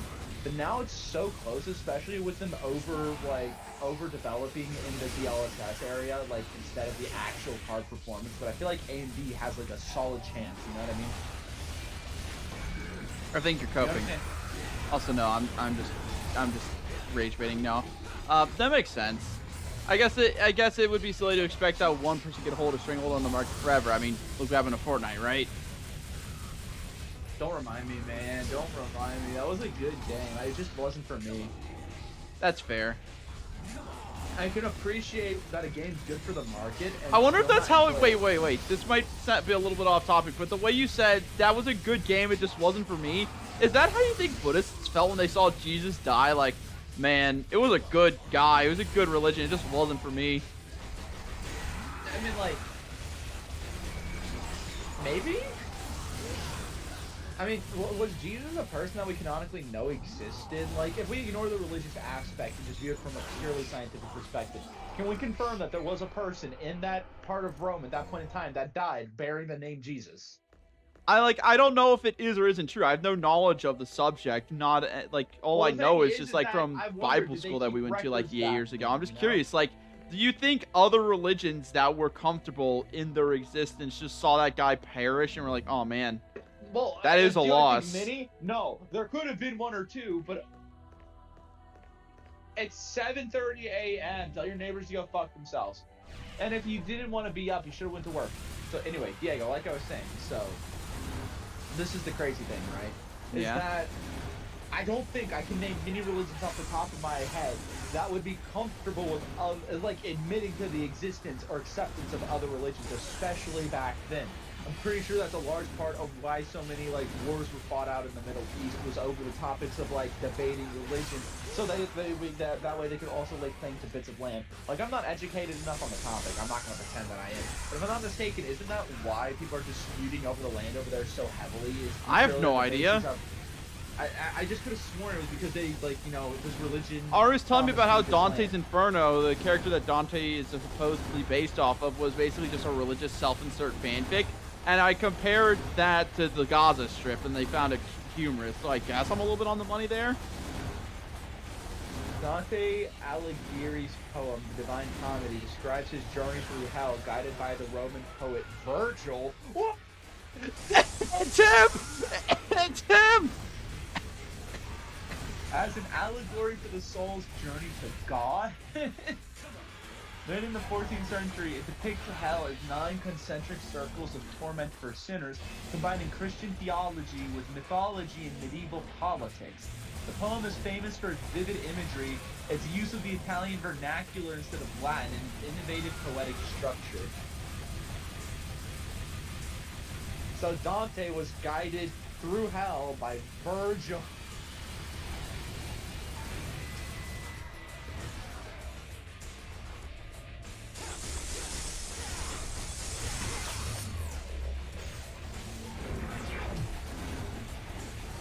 It's an allegory for recognizing and rejecting sin, defying salvation, exploring things of justice, coming to redemption. Wait, Diego, are you fighting bosses that like?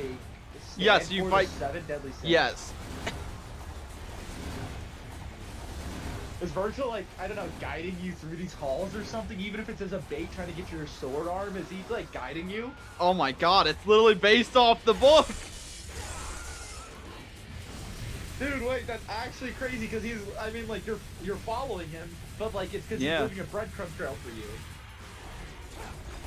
No, what do you mean? He literally baited us here. He set up an entire tower for us to fight in to get us to come here. Because he knew we couldn't resist the call of a good party. Is this what the 9 circles of hell are supposed to look like? This doesn't look too bad. Shit, man, I'd go there.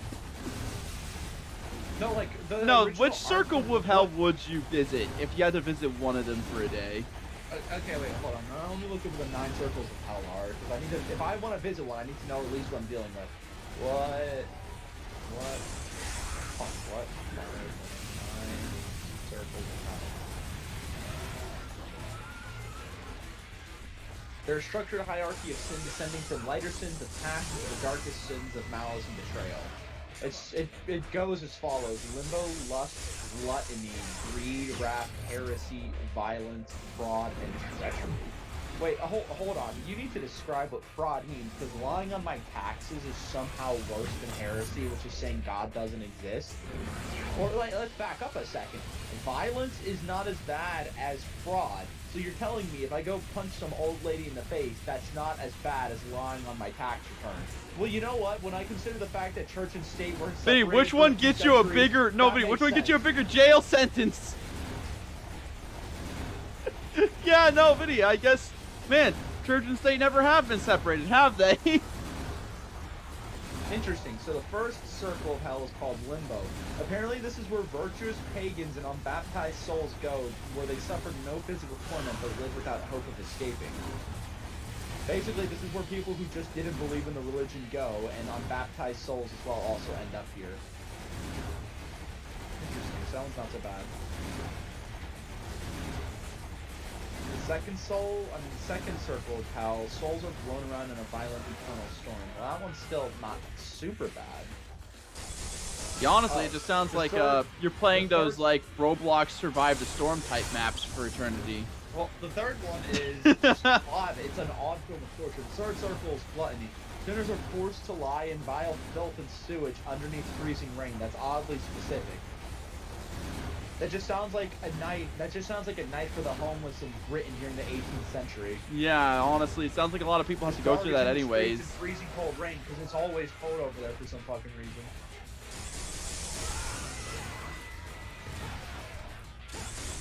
The fourth circle makes no sense. It just says the avaricious and prodigal fight each other by rolling giant weights. So like a mixture of Sisyphus and boxing? The fifth circle. The angry fight each other on the surface of the river Styx, while the sullen are submerged below. The sixth circle. Heretics are trapped in burning fiery tombs. Seventh circle. Violence. Divided into 3 rings. Violence against neighbors, self, and God. Oh wait, I get it. So, there's 3 separate rings in the circle of violence. There's violence against your neighbors, which is from people who murder. There's violence against yourself, which is suicide. Wait, hold on. So you're telling me if you kill yourself, you go to the 7th circle of hell, which is the 3rd worst circle. That's pretty fucked up. Yeah. As if suffering in life wasn't bad enough, right? And Mom's like, I did hear about this from one of my neighbors, by the way. I mean, not one of my neighbors, one of my coworkers. But apparently the LA retcon that. They changed that, apparently. What, they can retcon stuff? I guess New versus Old Testament, right? That the Bible got retcon? You're telling me the Bible gets patch updates? And the Bible gets patch updates, apparently. Dude, imagine your religion Anyway. gets patches. And then also, there's a 3rd one in the 7th circle of hell, which is violence against God, which is basically for blasphemers who say he doesn't exist. And you're stuck in a river of blood and fire down there.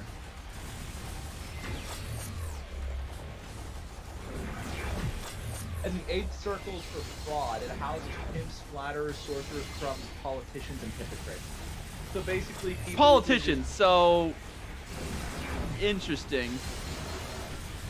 It's weird, dude. And then the 9th circle is treachery. It's a frozen lake where traitors, including Satan, are frozen in ice and divided into 4 large rings called Cana, Antenora, Colatnia, and Judica.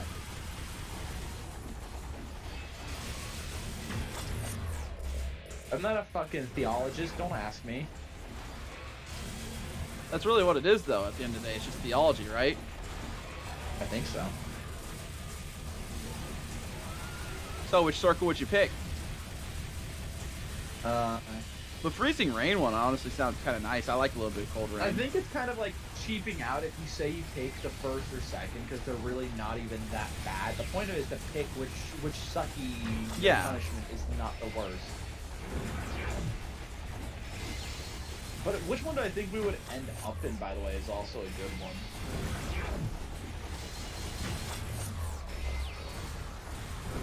Probably Limbo at the least.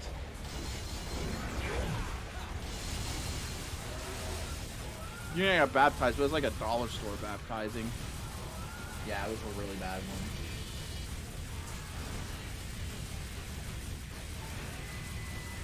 Barring that, you and I don't really go to church that often, so like, we ain't paying our dues.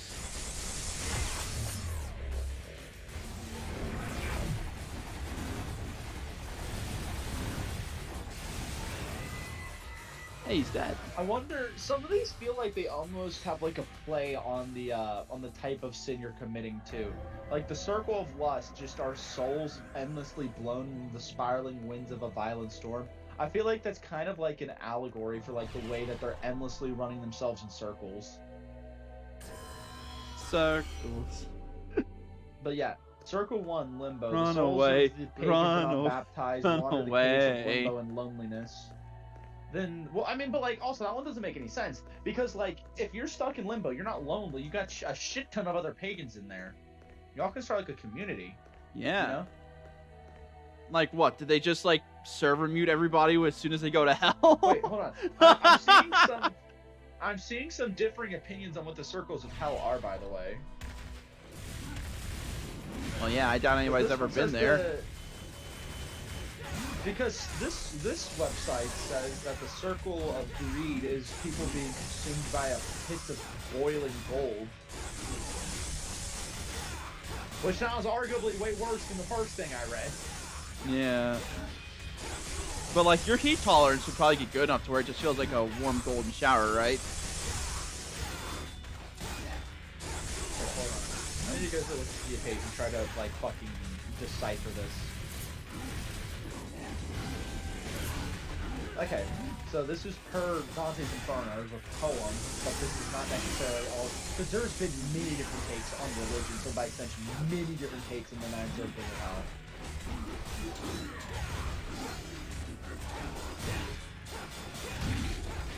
Okay. So this gives me way more information. Thank you, Dante's Inferno. Interesting. So the first circle of hell is specifically reserved for those who either A, hail from non-Christian cultures, or B, died before baptism.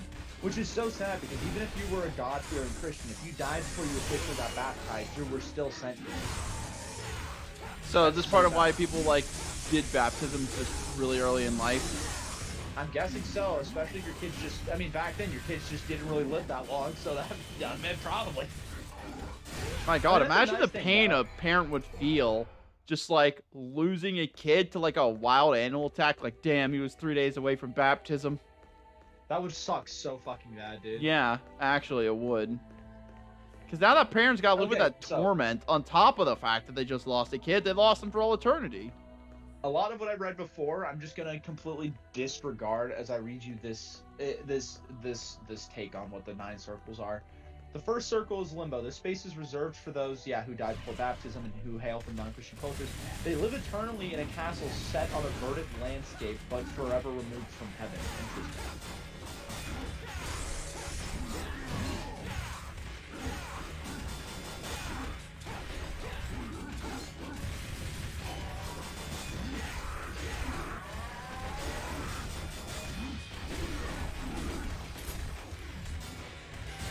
Well, that's the first one, but it honestly doesn't sound that bad down there. But I think just for the purpose of asking which one I'm going to, I can't choose the first one because that's honestly not that bad.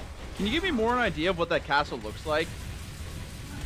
There is actually, a matter of fact, there's like, I think there was paintings released by like different people throughout the ages that give their takes on it, but let's see if, I'm gonna look up to see if Dante's Inferno has any official art.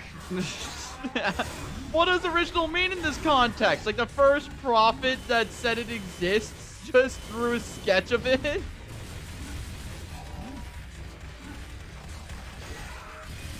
It's not a live service, but it's not a live service game, my guy. You can't just drop art for like 5,000 years after they came up with it. Well, Dante's Inferno has been reinterpreted many times because unfortunately no original manuscript survives from the original book. So if there was any original illustration by the author or So it was at one that point a associated book. with him- Oh, no, well, yeah, someone had to write it, you dipshit. Well, I wasn't sure if it was just a story or if it was like a proper book. It was written in the 14th century between 1308 and 1320 in Tuscan dialect, not English. No original manuscript survives. Early copies exist in Italian libraries with famous illustrated editions. So the closest thing I could get to a picture of what this should look like would be Gustave Doré's 1861 edition or other appendages. Interesting. So apparently back in this time of 1308 to 1320, Latin was a not super common language and was specifically reserved for the upper classes because it was a dying language. So the guy who wrote the book specifically chose to write it in Italian so it'd be available to more readers. Oh my God, I love how the most base, like, writers of all time Yeah. keep doing that. Like the guy, Miyamoto It's so Musashi. Dude, these two would get along, dude. I Well, know. maybe not, but at least from a writer's perspective, I think they would. Wait. The book's called Dante's Inferno about Dante, but it's written by Dante Alighieri. It is just a self-insert. It is a self-insert. I feel like the guy wrote So it wait, about was a there dream he someone in had or Virgil's something. life- Wait. Was there someone named Virgil in Dante's life?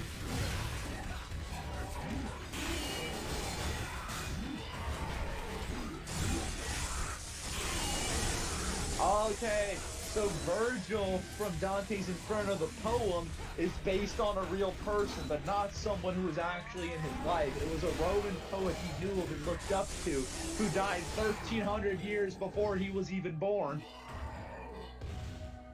Interesting. So, Dante considered Virgil to be the greatest poet of ancient Rome. He revered him in his style, calling him his master and author from who he derived his artistic style. Interesting.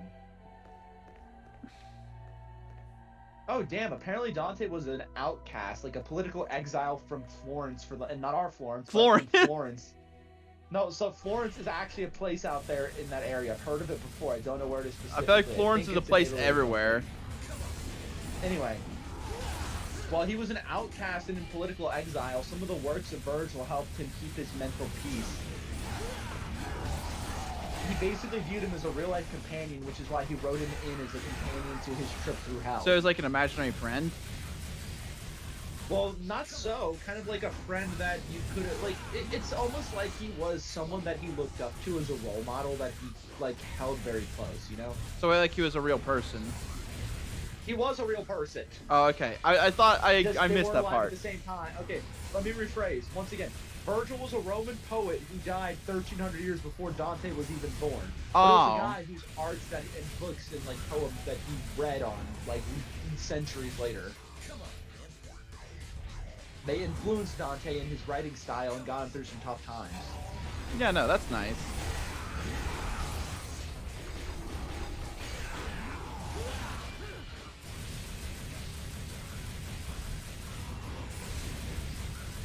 Anyway, a lot of people copied his work so that way they could be redistributed throughout all of wherever he lived. I don't remember, But it's only the copies we have. We don't have the original manuscript. yeah, I don't think so.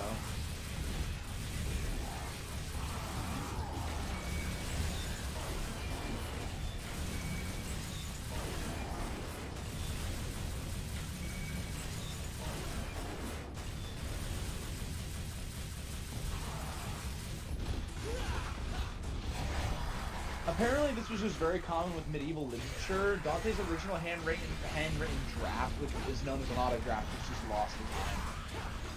There's a lot of surviving early manuscripts though. So like copies that were made like within the year or a few years after it was finished. A lot of those do exist. So those are considered like the pretty much close enough to the original. Although many of them do contain notes by early scholars on his work.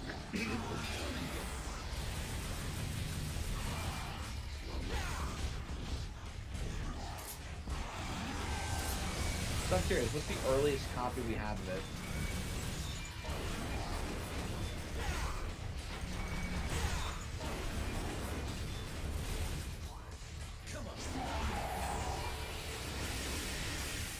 So the earliest surviving manuscripts that we have as of right now are dated for like the year of his death when people started taking better note of him and his life. So some of them date back as far as 1321, which honestly is close enough if you ask me.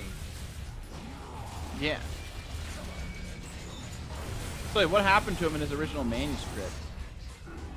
So the thing is, this is apparently very common with lots of medieval like manuscripts or books in general, is that many of the original copies don't survive because the thing is that first off, we weren't really, from what I can tell in that time period, really super good or big on preserving stuff in that part of the world yet. Like lots of different cultures had different like methods of preserving and keeping literature throughout the ages. But I don't know what it is about like medieval like the Rome area, just like Italy and all that shit, but a lot of their surviving work from the medieval age. I mean, a lot of their works from the Middle Ages just didn't survive. I don't know if like different cultures had different ways of preserving books. Maybe like people in like, I don't know, fucking most of Asia or even Europe. Maybe they just did a better job than them, but actually no. From what I'm actually curious. I mean, it's probably just because they're much older. Like, we don't have to worry about preserving books for thousands of years because we haven't lived thousands of years. And by we, I mean America.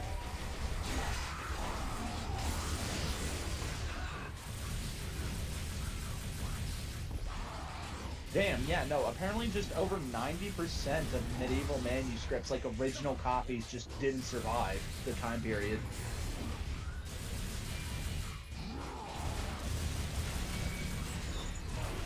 Oh, damn, and it's... Okay, so I don't know how accurate this is, but a study put out by Oxford University suggests that only 32% of literary works from that time period survived, period.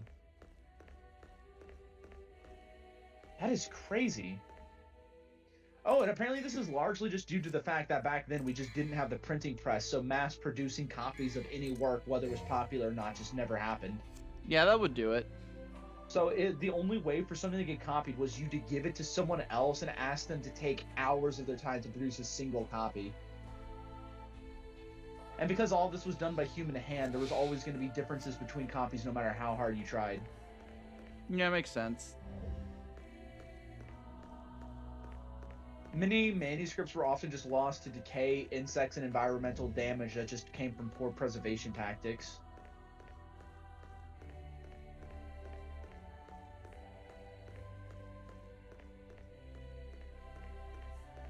Yeah, most studies just say that anything written in like Old English and stuff, especially, less than 40% of their work survived.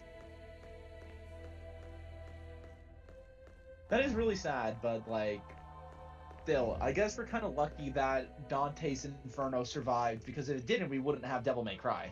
You're right, and that's really what matters at the end of the day. It is. I could not live without that game.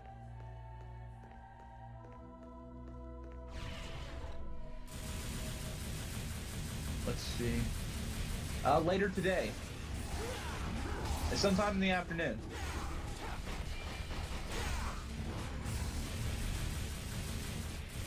So what, she just didn't feel like going to work?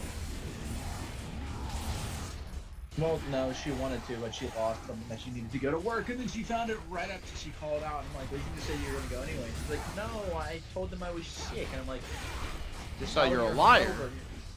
Yeah, exactly. And I'm like, well, just tell them you were hungover and you feel better now. She's like, I'm not going to say that. Well, don't be fun then. Exactly. Like, you could just say you're a liar and be lame about it, or you could double down on lying and say you're hungover as hell, or you're just talking to Elvis Presley's ghost. So.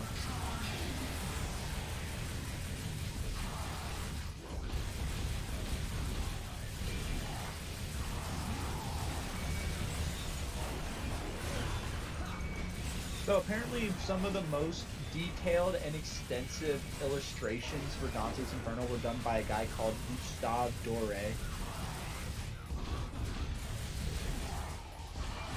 So I guess if you really want to see what the castle looks like, Gustave Doré, Dante. Oh, you want to know something cool, Vinny? Look up the painting Relativity.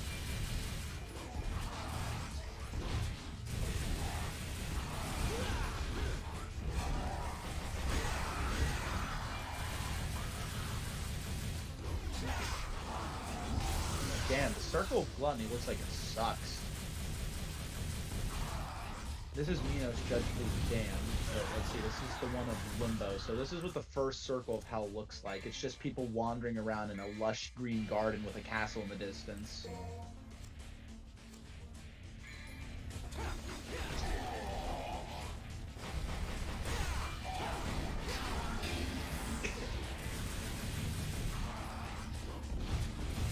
Holy shit, the guy who did art for Dante's oh my god, I love this one.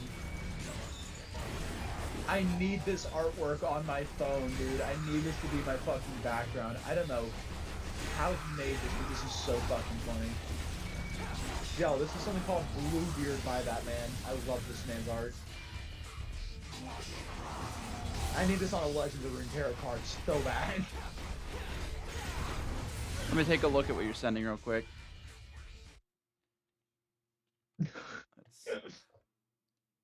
Oh, what? Excuse me? That's called Bluebeard, apparently. Well, the beard's not blue, but the eyes are bug-eyed. Well, it's in black and white, so how would you know? What, do we have the official color version?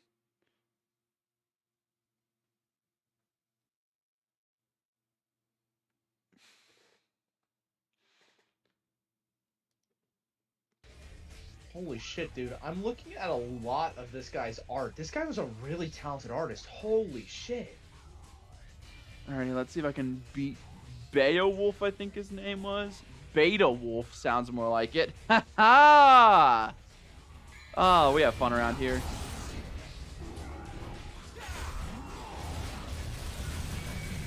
Yo, look at this one. This is really well done.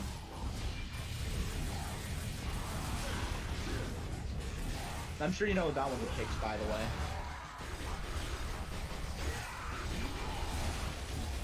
Anyway, I'm just trying to find some specific art from this guy for the book. But you'd be so surprised how hard it is to find original artworks that aren't gatekept behind fucking paywalls. Yeah, I bet. Like, all the, like, articles that are like, oh, pay for our article that you can read. I'm like, no. How about you make information free like it should be?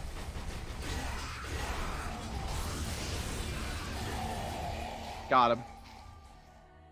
Punk.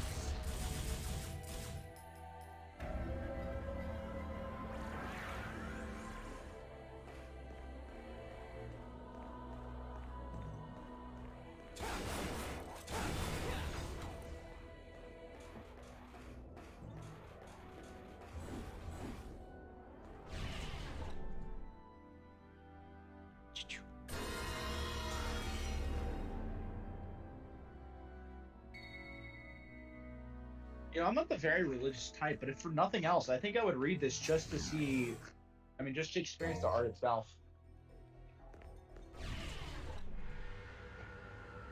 Yeah, so he's coming after his sword to unseal the demon world. Then he's going to use that to go in and get his power.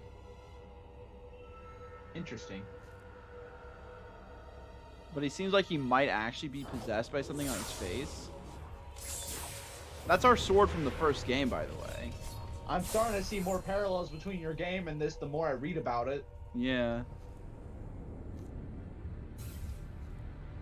Dude, was Red and this blue, is he castle the Kane? Is inspiration- that Kane from the Amazing Digital Circus? Also, I can't help but wonder, Diego, if the art of this castle by this artist was inspiration for the one you just walked through. Oh, he's Sparta now? Oh, he got Sparta's power. That's not good. Anyway, it was interesting to read about this.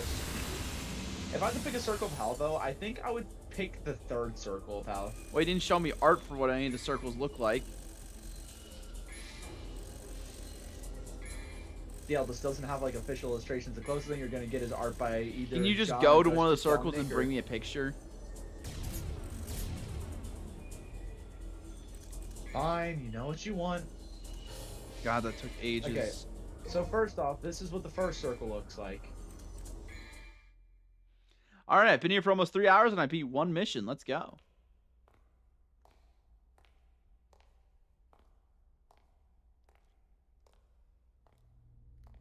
Oh, hey, it's Lady. Who's walking next to her? Is it Virgil? Wait, no. Who is that? Is that Trish?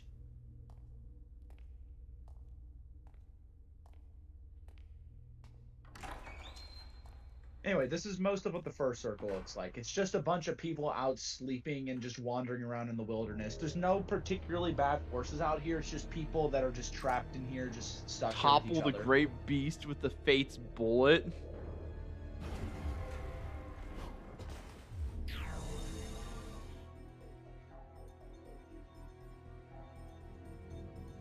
Anyway, if you want to go to the second circle, this is what that looks like, and it looks pretty haunting, to be honest. So basically, that second one I sent you, that entire black stream is just a hurricane of souls. All the souls that go to the second circle are just like being pulled apart by this like terrible wind and a storm. So that's what that one is. It does feel like they're trying to say something about what lust does to a person. Bro, the way I'm seeing, like, there's a lot of art down here, by the way, like, in this thing I'm reading about. I feel like a lot of this was inspiration for, like, okay, so first off, if you told me some of this guy's depictions of souls inspired the Shadow Isle art from Legends of Runeterra, I'd believe you.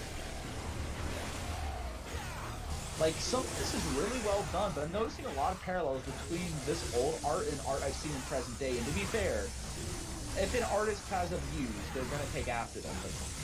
Or, like, maybe not muse, but a master of some sort.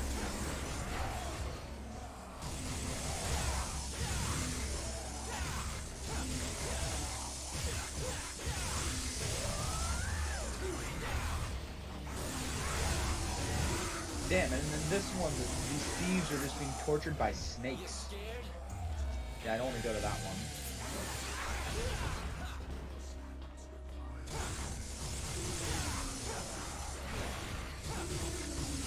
What the fuck, man? What the fuck is this one? Is this people turned into trees? What? So apparently part of the circle of hell where you know, off yourself is just like, there's a forest of harpies and they're just heart tree. It's weird.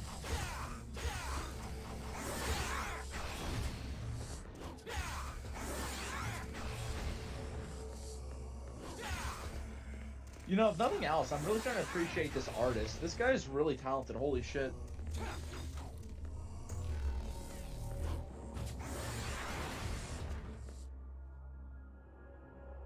Oh shit, Ari's laptop's getting low on charge. Also, don't you have the doctor's appointment today? Yes.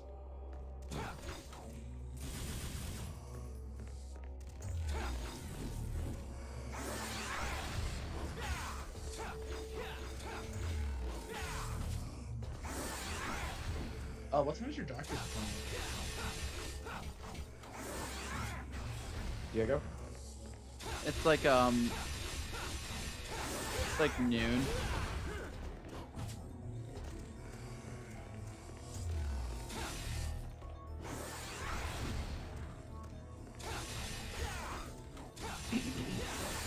You know, I'm starting to think this laptop could probably handle League. Why don't you find out? Well, the only downside is I get like 58 ping.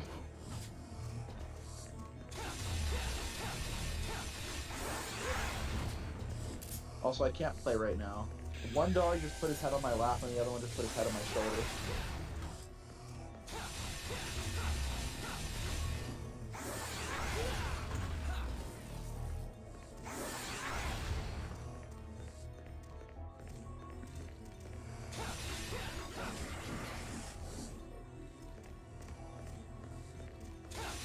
Diego, What? can you see me? I cannot see you. I'm playing, remember? Don't you have two monitors? I do, but stream's pulled up on the other monitor. Can't you just tab out?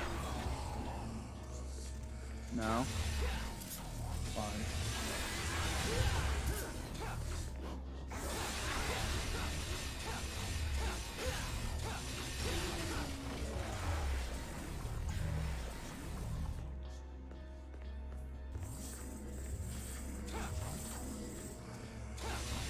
Oh, each mirror has individual health, doesn't it?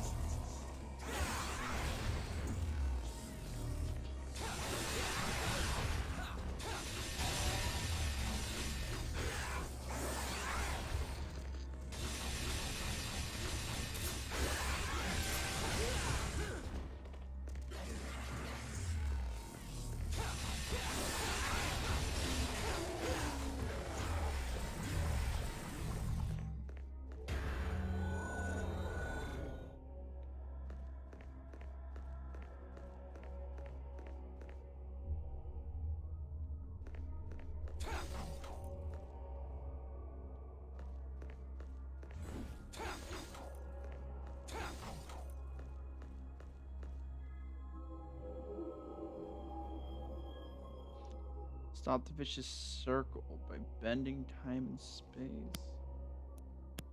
So if I came back here with the stand that lets me bend time and space, I could do something different? Because I assume once I go through here, I can't come back. Or maybe that's what I meant by bending time and space.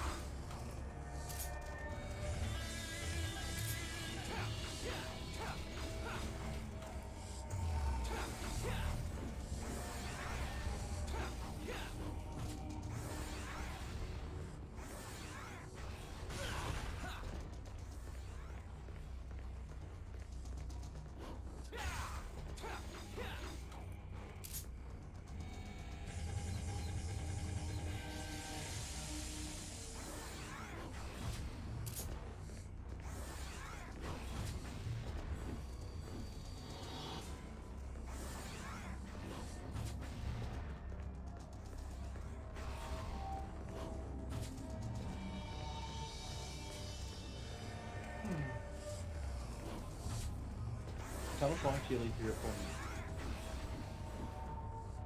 I don't know, man. I really just want to go to sleep. My appointment's at noon, but like, I'm so tired. You just gonna not go? Kinda want to, yeah. That's stupid. You're stupid. I'm sorry, I didn't Your mean face is stupid. that. Well, I did mean that. I don't know. Maybe I could just reschedule for Wait, next what week. the fuck? Cause I have a long week off next week, and if I schedule it for sometime like 3 p.m., that'd work a lot better. Oh wait, did I just have to Americana wait out the contest time? Results. Team Fortress 2's Painter Workshop is proud to announce the winners of the Americana contest.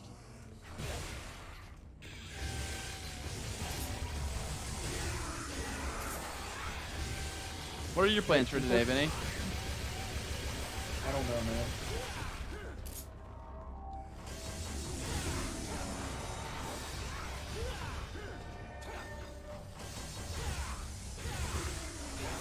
Well, I already lent you their laptop. Do you want to play some League with us later today?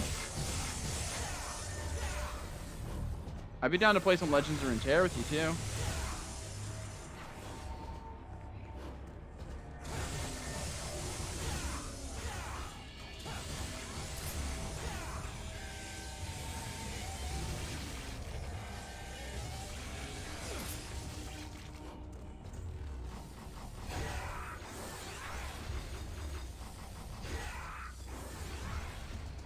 Oh my god, I just got waited out again.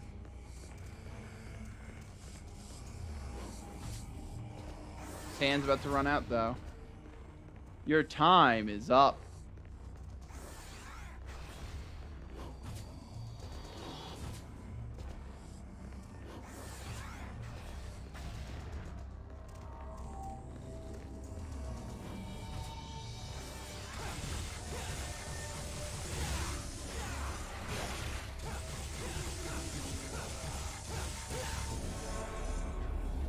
No, don't tell me they're invulnerable again.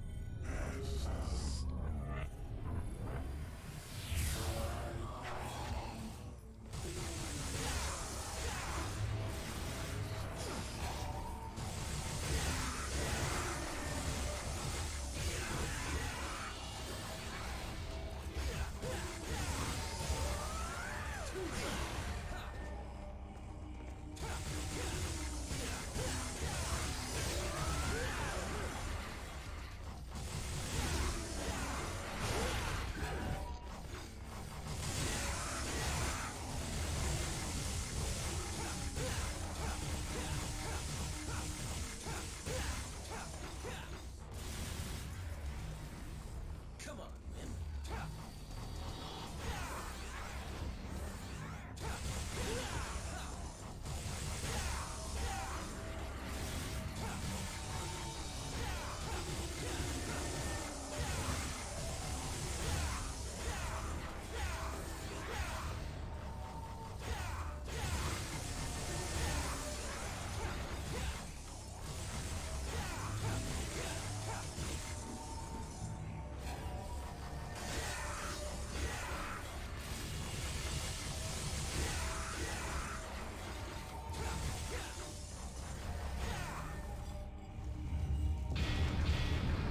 So I am gonna go back.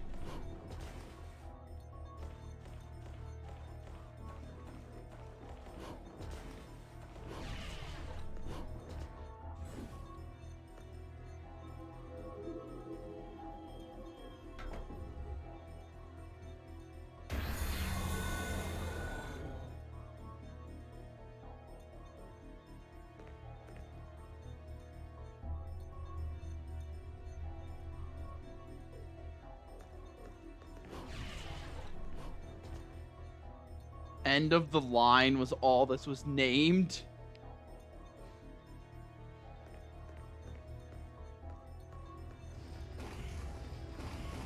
Oh, that's gonna be a boss fight. I don't know if I have the energy to do a boss fight, man. I'm so tired. I'll give it a few tries.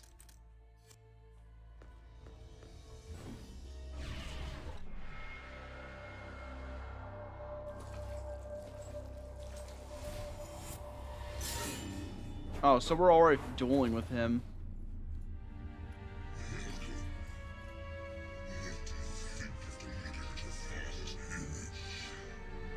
It's like staring into a backed up toilet. Why do you stick your nose in other family's business? Come on, dude. Don't you have any hobbies?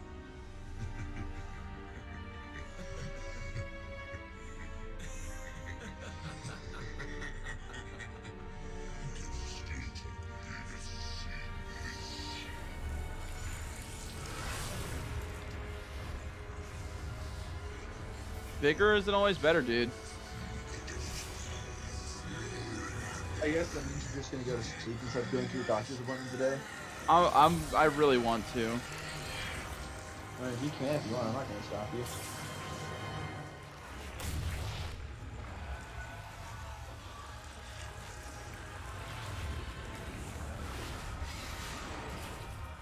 Dude, my father wasn't so hideous. Can't you tell by looking at me? Damn. Also, not my choice. It's your choice too. Anyway, that shape suits you better. Why was he staring at himself like that? Also, Vinny, you got really quiet. I couldn't hear you. I said it's your choice, not my choice. Yeah.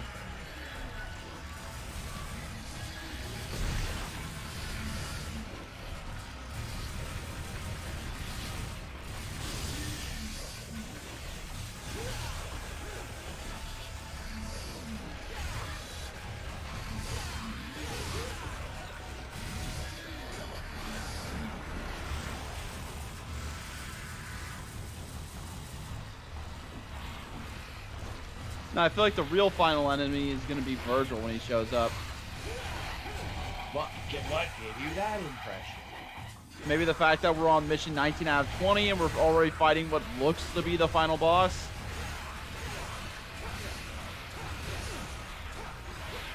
Wait a minute! This weapon's time to shine!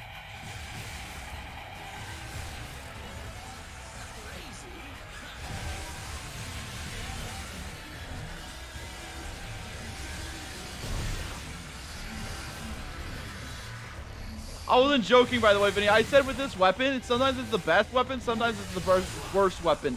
I went instantly from the lowest rank in the game to the highest. I went instantly from a D rank to an SS rank. That's how good this weapon can be.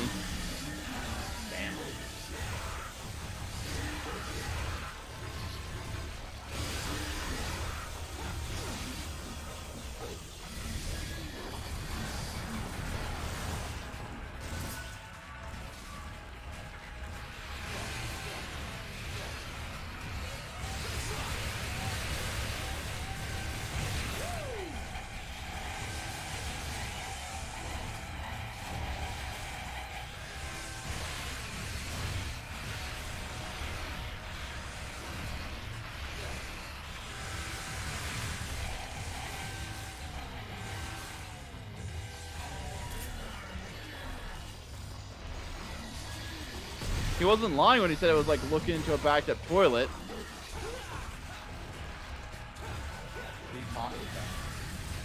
You're not watching stream.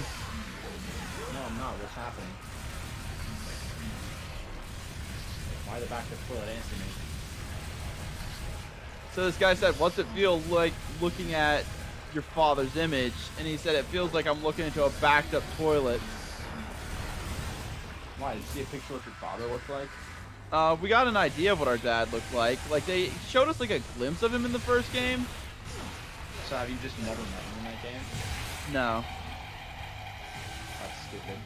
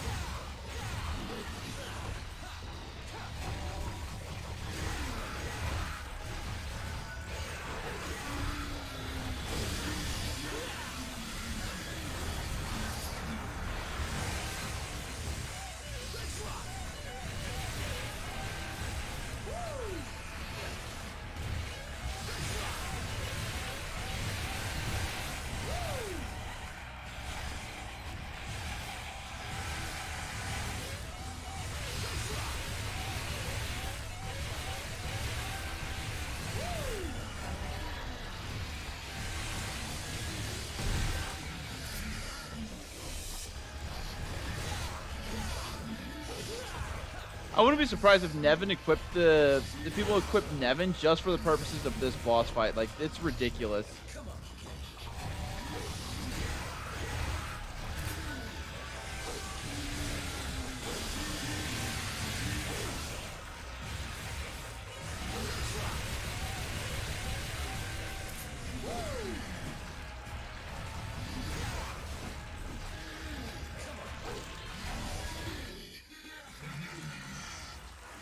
No use, I got you half down.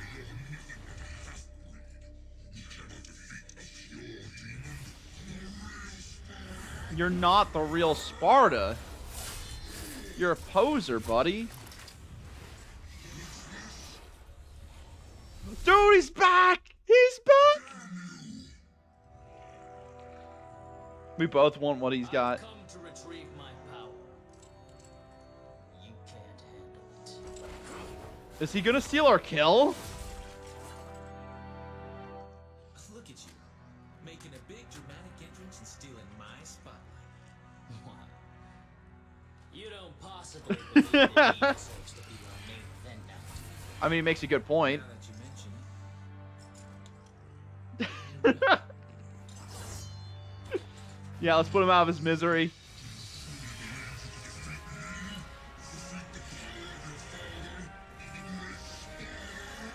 You should come to realize you cannot control the power of Sparta. You're wasting your time, buddy. I think he needs to learn the hard way. Battle of the Brothers? Wait, we're fighting together? Show Arkham the true power of the Sons of Sparta. Virgil follows Dante's lead, but still spins off on his own special style of ass kicking. Press B to call Virgil to your side. You cannot utilize demon form while fighting with Virgil. Uh-oh.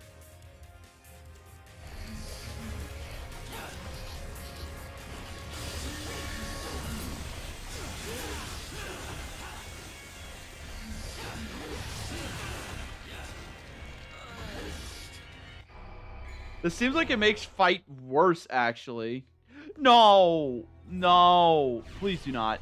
Do not. Do not. Oh my god, I've got to do this whole thing in one?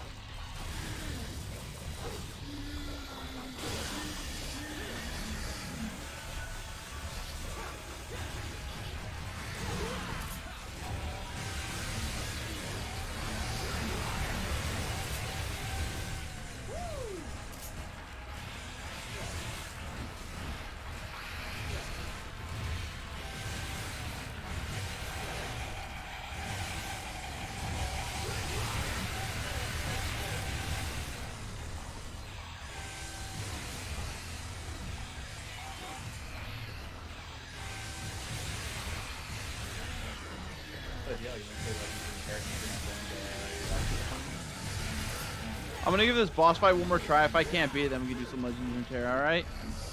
Yeah, it's gonna look so much better on the computer too. I mean, my phone runs it at 60 FPS just fine, but on the laptop, at least I can get like bigger resolution.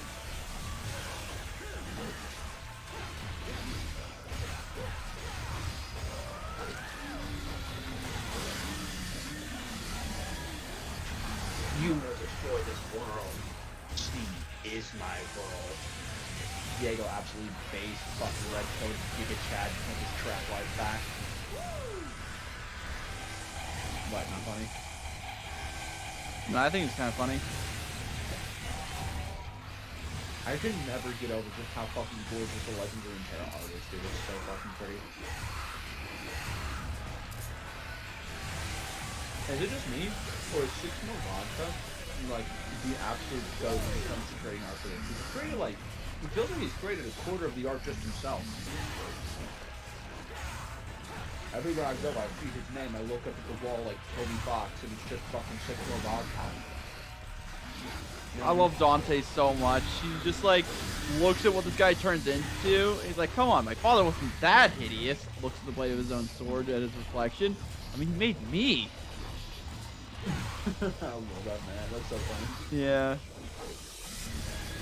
He also made Virgil, though, didn't he? Yeah. That's an interesting thing. I mentioned this earlier when I was fighting, well, when I watched a trailer of us fighting Virgil again. Something interesting about Virgil, if you take a really close look at his character model, I say close sarcastically partially here because they gave him 2 very different character models for it. When they're fighting in the rain, Virgil's hair falls down, like it's not pushed up and swept over his head anymore. And you'll notice he looks strikingly a lot like Dante. Which, yes, it's partially because we're brothers, but I also like to imagine that's because, you know, he's like, you never worthy of my power, but, or not, you're never a worthy opponent. You're never a worthy rival to my power. But I like to think that means we're a lot more alike than he first to admit. Yeah. Yeah. A lot more similar than he likes to let on.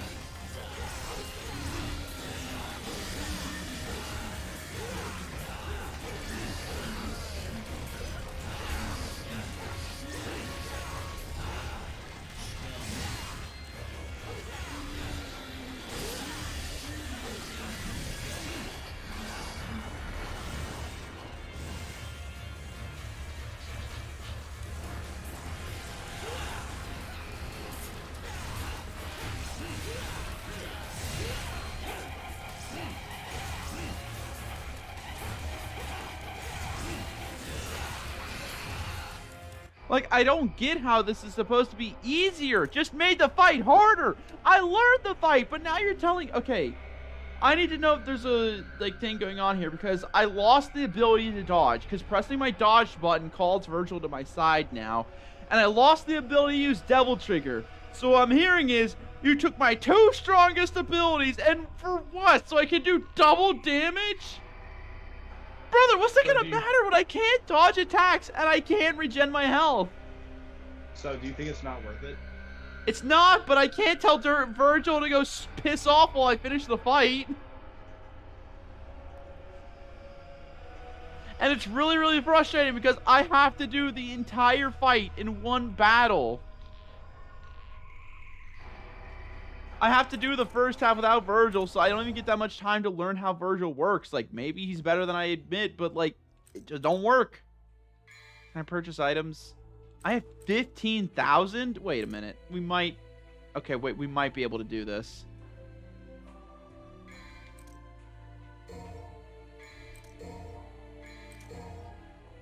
Alright, this might seem a little cheap, but I just bought 3 large Vital Stars and 1 small Vital Star.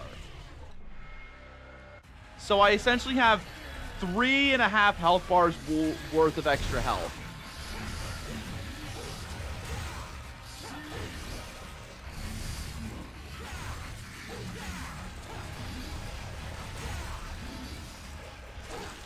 I will say, now on the fringes, I've seen like a decent elite deck that was fire deck. So I know I said I was only going to do this one more try, Vinny. If you want to watch, I think this is going to be the final time I fight him. I'm pretty sure this is where I beat him. Wait, where you beat Virgil? Well, I don't know about Virgil. But this punk that's pretending to be Sparta. Wait, there's a guy pretending to be Sparta? If you saw the cutscene with him, yes. He's pretending to be Sparta. Why does he want to be your dad? Because he wants our dad's power. Everybody wants our dad's power, aside from us, apparently. We're pretty chill with just being ourselves, and I like that. Is your dad dead? That seems to be what everyone's alluding to.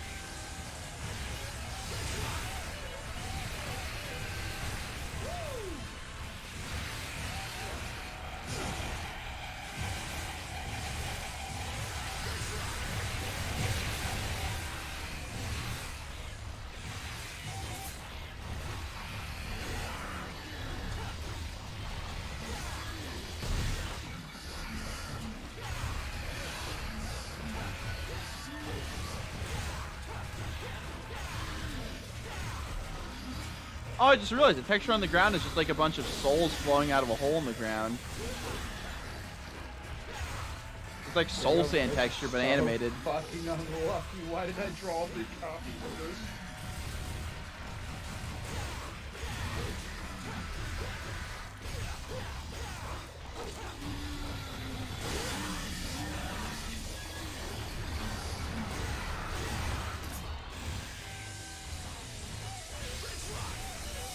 Okay, look at him sending me this.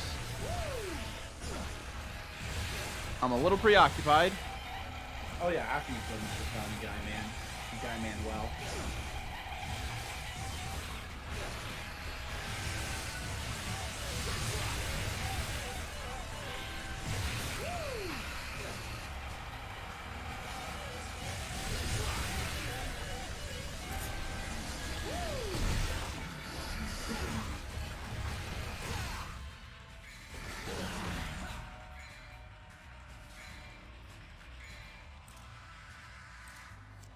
I'm gonna use a large Vital Star in case the game doesn't let me heal after Virgil's here.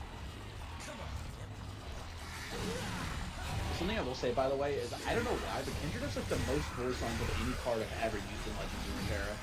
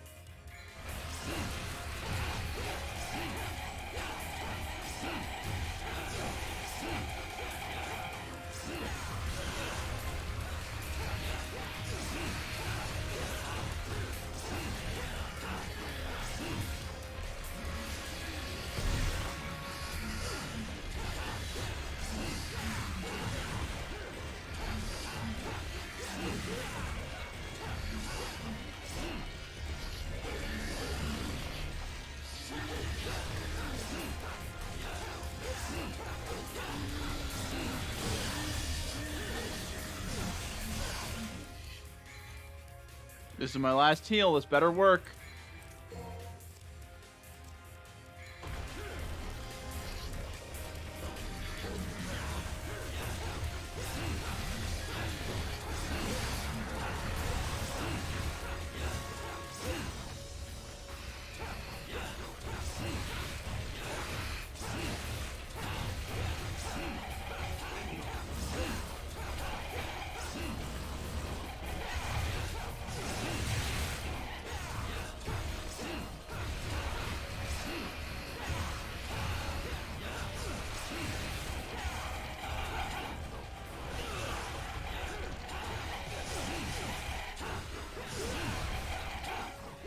Do they ever die? Virgil, can you help me?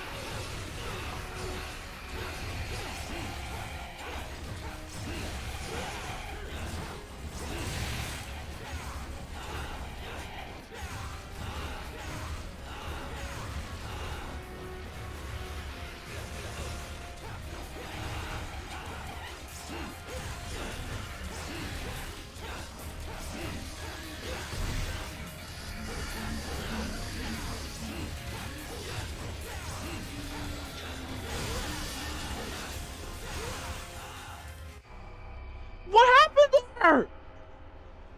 Are you okay? No! Just like, no. Alright, well, I'm gonna take a break there. I'm gonna go to sleep. Dale's like, well, thank you guys for joining the stream, and then just cuts off. Yeah. That would have been really funny if I did that. Oh, I've never seen that You before. should've. If you exit the game after dying, it just says rest in peace. That's so funny. So, are we not going to play Legends Runeterra? Are you just going to bed? No, we can play a game or two first, but I'm not going to the doctors today. I'm too Okay, wait, tired. but hold on first. Watch me absolutely destroy this nerd. Alrighty. But I am going to end stream here. I think fine. that's the second to last mission, and I think I just got over one of the grindier ones because I had to fight every single boss in the game. Are you watching my stream? So, wait. There's a really cool trailer happening. Hurry. I'm running out of time. Wait, is this going to be us doing our final duel? Oh, that's so going to be us doing our final duel.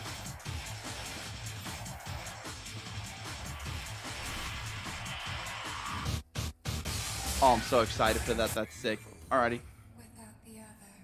Well, I'm going to hop off stream for now, but I will be back probably later tonight, hopefully. We'll see. Alrighty.